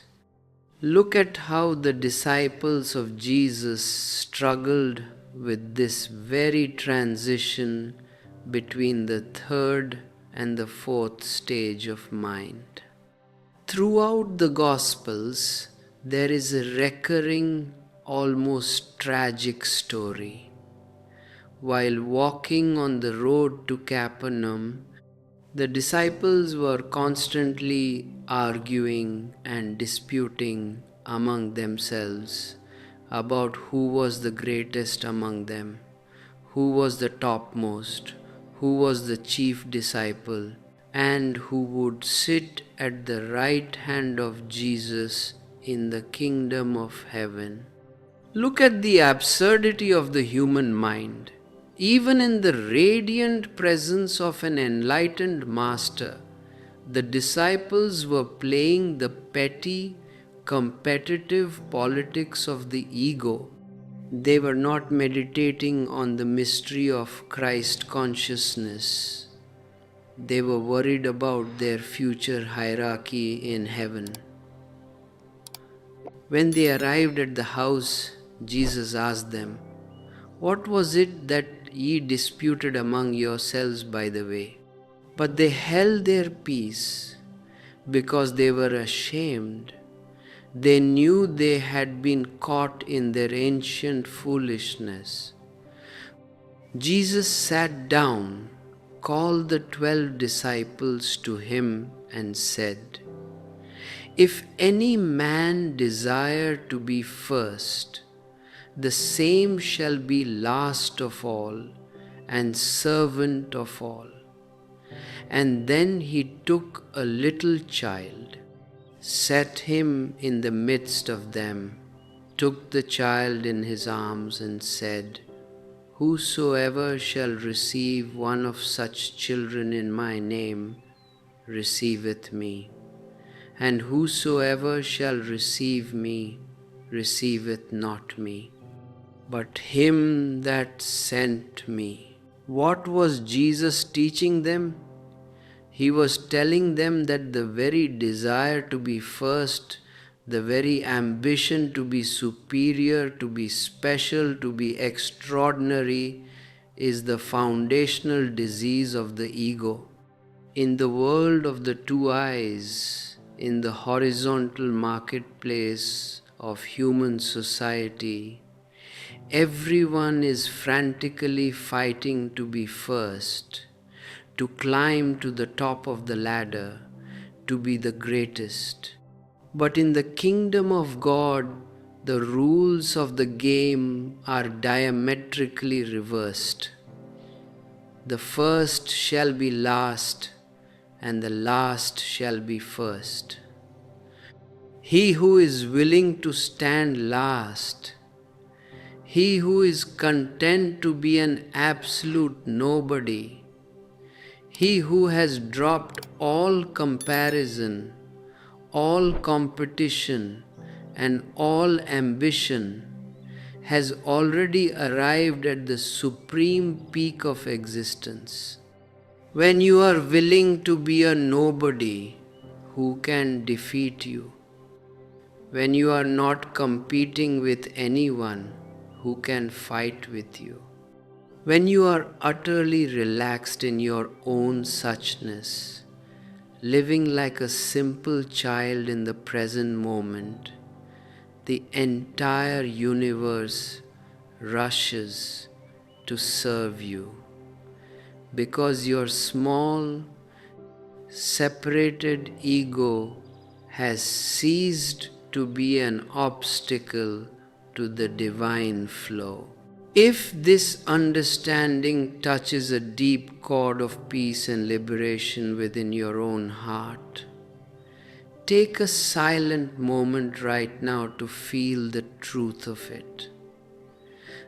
Observe how the frantic drive to prove yourself, to be special, to stand above others, has brought only exhaustion and division into your life. Share your inner reflections in the comments below, letting your awakening voice inspire others who are trapped in the painful web of spiritual ambition. If this discourse is bringing light and clarity to your consciousness, please like and share this video with fellow seekers who are walking this path of inner transformation. And subscribe to this channel so that our communion may continue to deepen. If you feel a genuine call to support the blossoming of this work and help us preserve these living esoteric truths for humanity, consider clicking join to become a member of our spiritual commune, or offer your love and gratitude through a super thanks. You may also explore our carefully written ebooks on meditation and inner alchemy, which provide profound practical guidance for your spiritual journey. Your support is a conscious act of sharing the light, helping to keep this sanctuary of truth open for all who thirst for the divine. To experience this total dissolution of the ego, you must understand what happens to time and space when the single eye opens. Time and the ego are not two separate things. They are two faces of the exact same coin. The ego cannot breathe, cannot survive for a single second in the pure present moment. Look at your own mind right now. If you stop all memories of the past and stop all projections into the future, where is your ego? If you are entirely, intensely here and now, in this very heartbeat, in this very breath, the I simply does not exist. There is only a silent, luminous presence, an unnameable isness. The ego requires time as its fuel. It must constantly drag you back into the past to remind you of who you were, what you suffered, what you achieved, what people did to you. Or it must drag you forward into the future, spinning elaborate dreams of what you will become, what you will possess, how you will finally be fulfilled tomorrow. The past is non-existential because it is no more.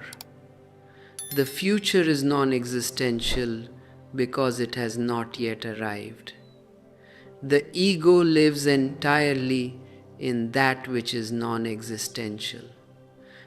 It is a phantom living on phantom food. When the single eye opens in the center of your brain, your consciousness is violently pulled out of the horizontal dimension of time and plunged into the vertical dimension of eternity. In the vertical dimension, there is no yesterday and no tomorrow. There is only the eternal now. When time stops, space also dissolves. Because space is merely the distance between two objects registered by your two physical eyes. When the two eyes are closed and the single eye awakens, the observer and the observed merge into an undivided continuum. You are no longer here looking at something there. You are the entire space in which everything is happening. This is the great, terrifying, and ecstatic encounter with the void, what the Buddha called Shunya, absolute emptiness.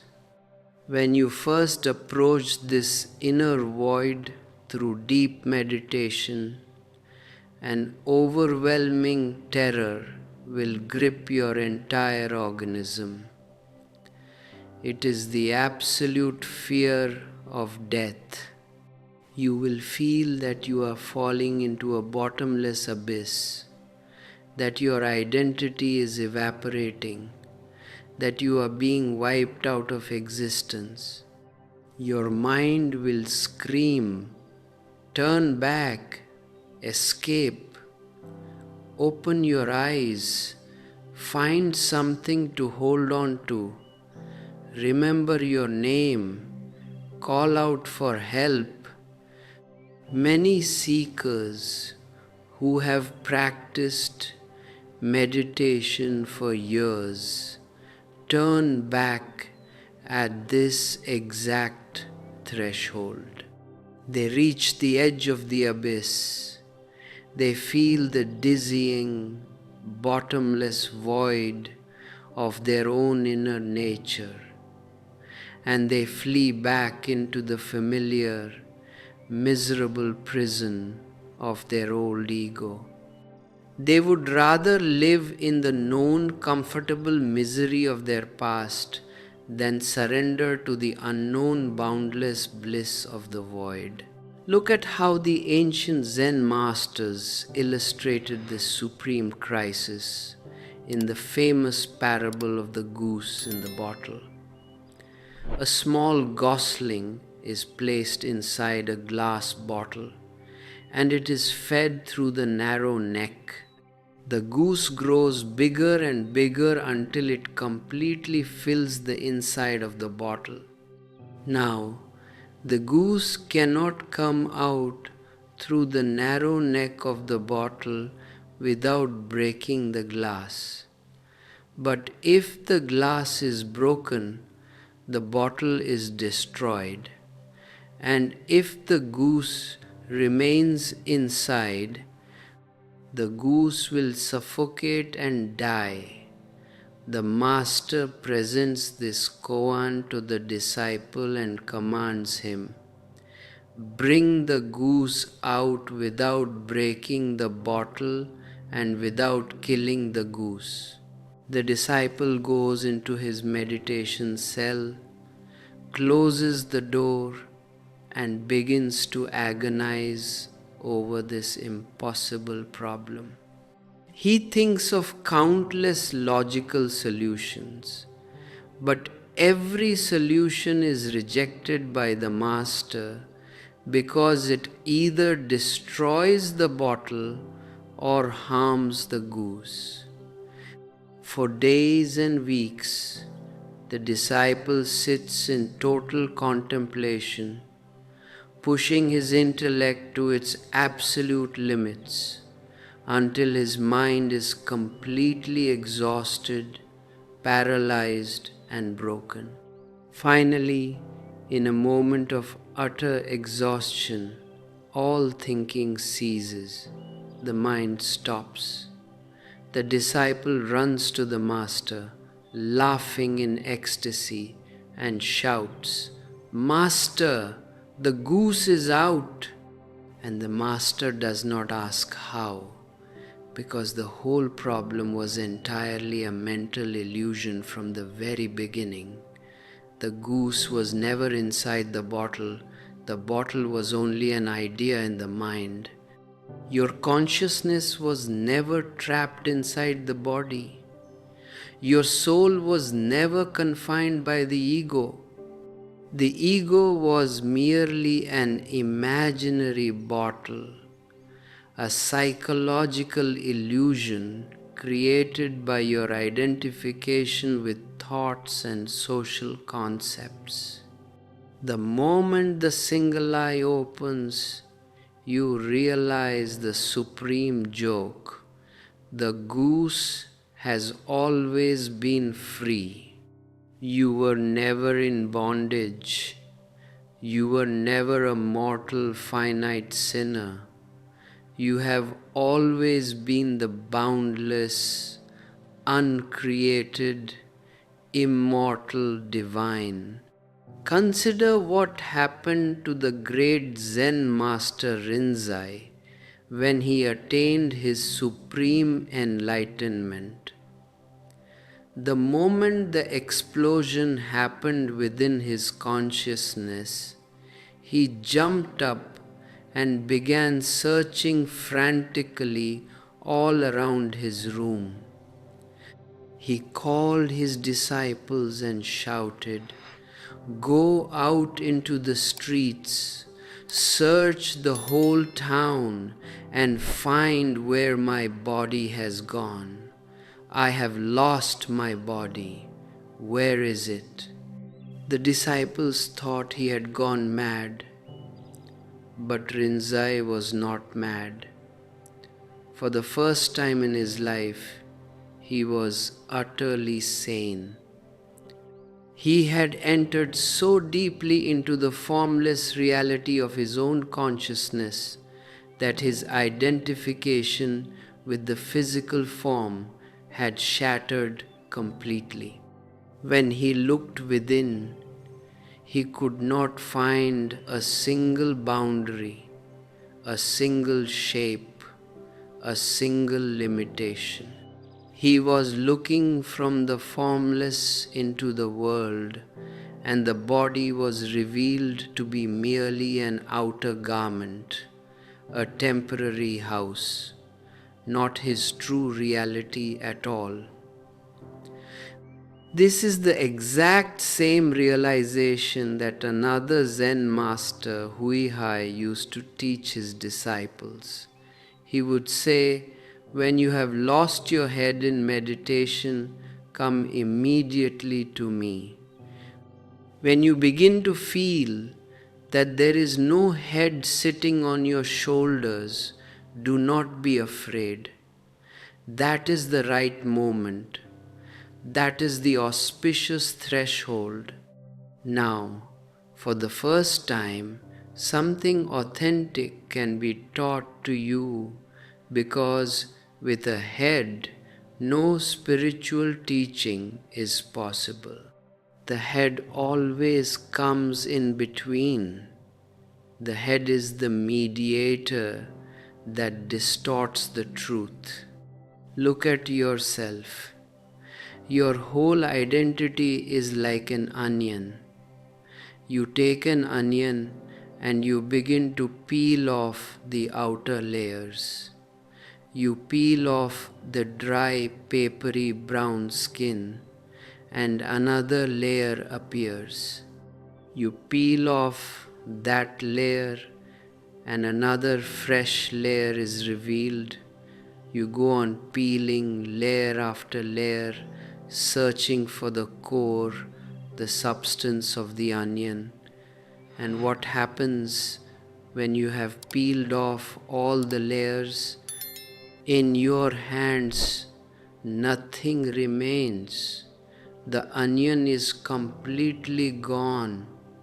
Only empty space is left. Your personality is precisely like this onion. You peel off your physical body, you peel off your social reputation, you peel off your academic knowledge, you peel off your psychological emotions, you peel off your moral concepts, you peel off your memories of past lives. And when all the borrowed, acquired layers are thrown away, what remains in the center? Absolute nothingness, pure, virgin, unpolluted, infinite space. This nothingness is what the seers called Atman, the Self, which is at the same time Anatta, the No-Self. It is the center of your being which has no circumference. When the ego dies, this nothingness is revealed as the ultimate, inexhaustible treasure of existence. You realize that you are not a thing among other things. You are the living space in which all things appear, dance, and disappear. This is the ultimate surrender that occurred to Jesus on the cross. On the cross, in the final agonizing moments of his physical crucifixion, Jesus wavered for a single second. Look at his humanity. His heart was palpitating. His physical flesh was being torn by nails. The sun was burning, and for a moment he cried out to the heavens, "Father, why hast thou forsaken me?" In that cry, the very last microscopic remnant of his human ego expressed its anguish. He was still expecting, still hoping for a private outcome. But in the very next instant, Jesus realized the truth. He saw the subtle trap of the personal will. He relaxed completely on the cross.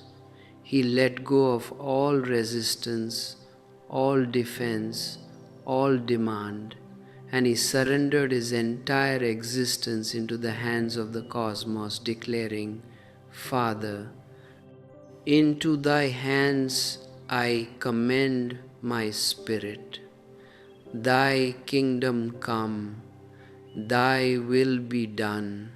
In that moment of absolute unconditional surrender, Jesus, the man, died, and Christ, the eternal reality, was resurrected.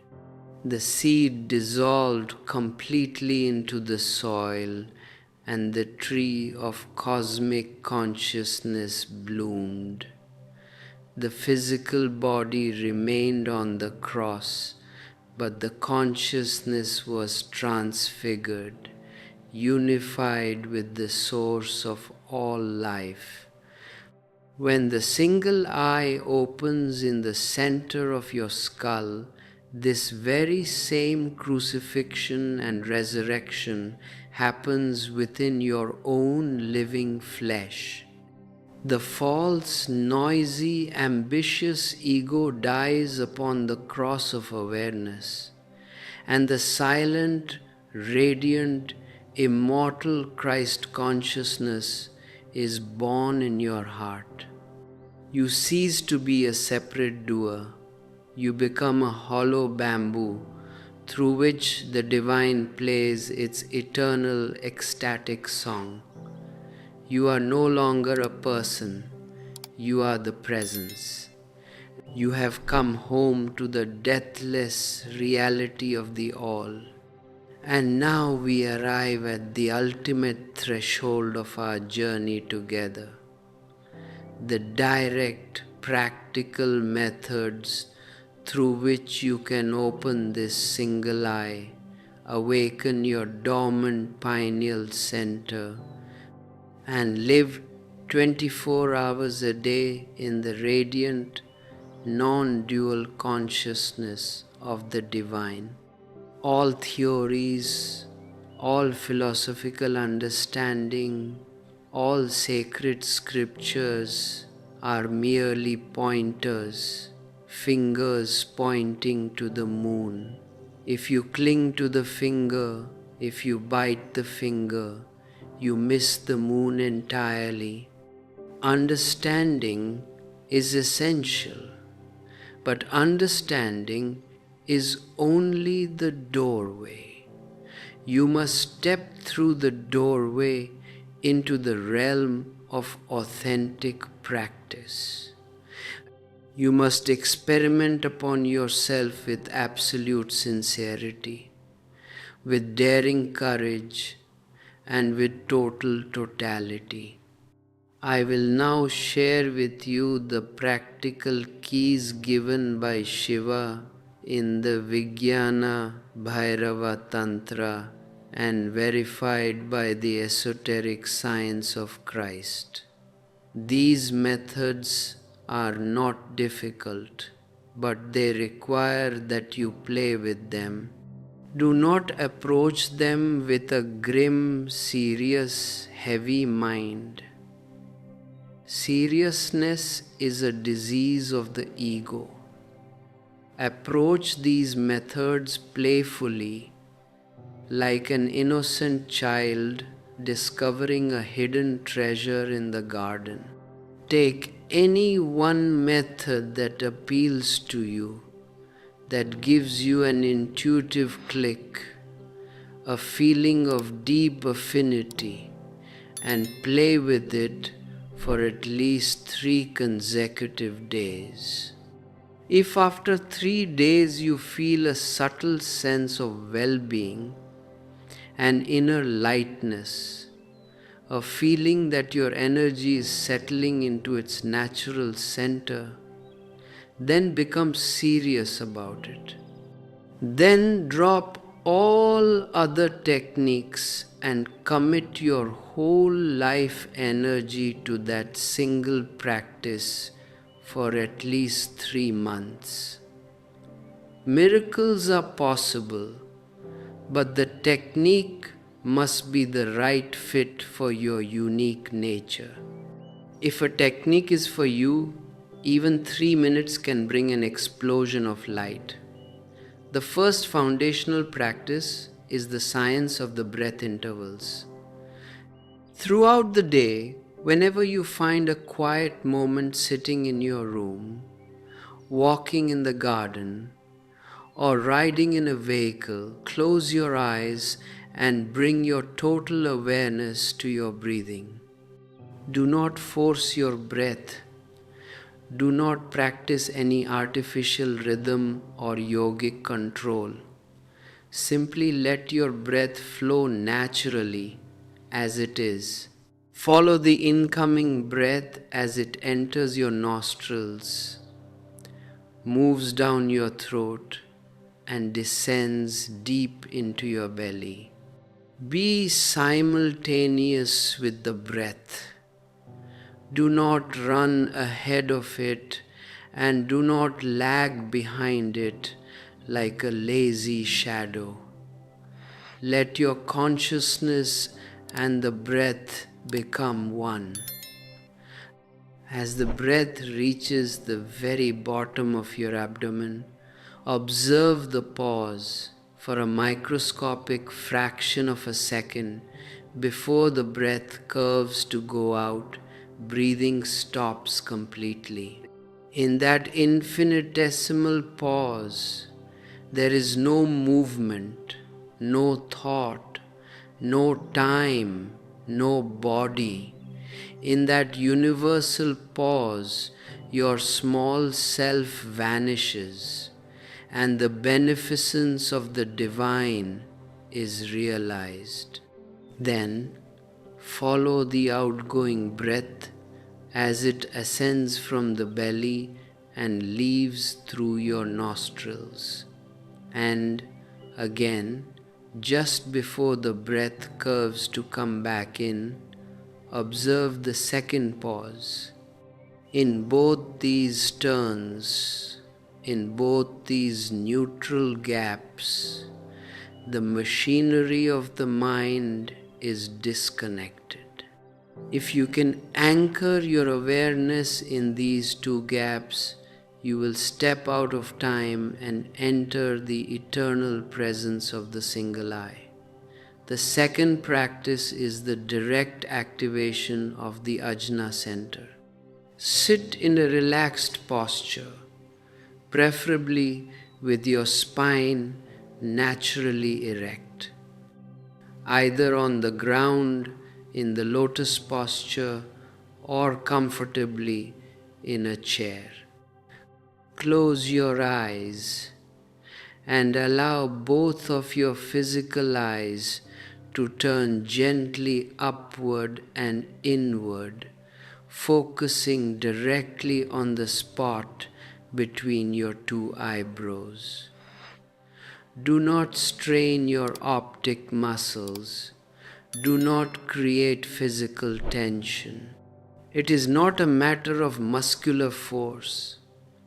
It is a matter of gentle magnetic attention. Feel the point between the eyebrows. As your attention settles there, your physical eyes will suddenly become fixed, locked in a subtle hypnotic stillness. When the eyes become locked, you will see your thoughts running before you on an inner mental screen. Do not interfere with the thoughts. Do not judge them as good or bad. Do not try to stop them. Simply remain the detached witness.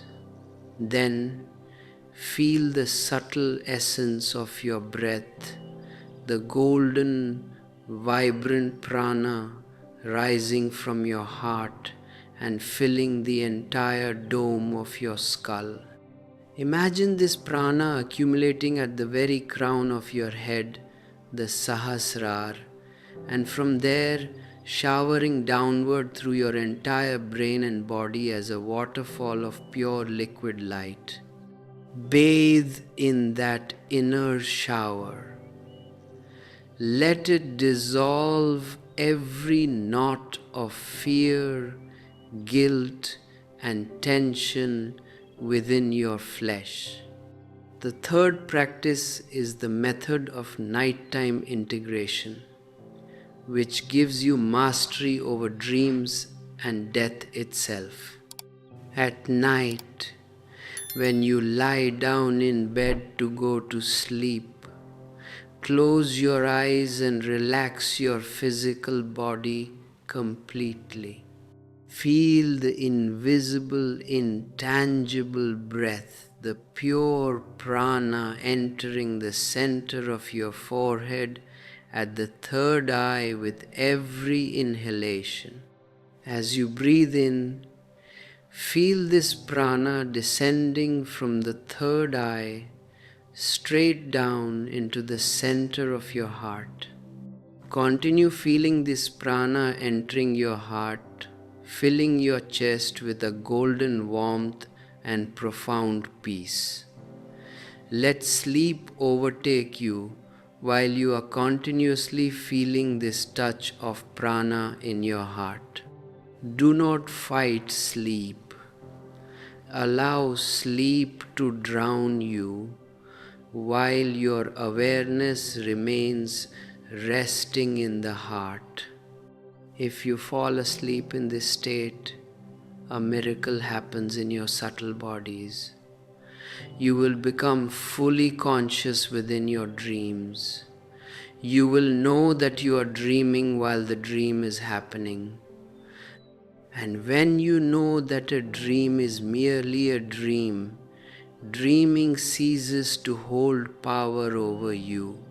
Your sleep becomes as deep, silent, and restorative as death, yet you remain inwardly awake.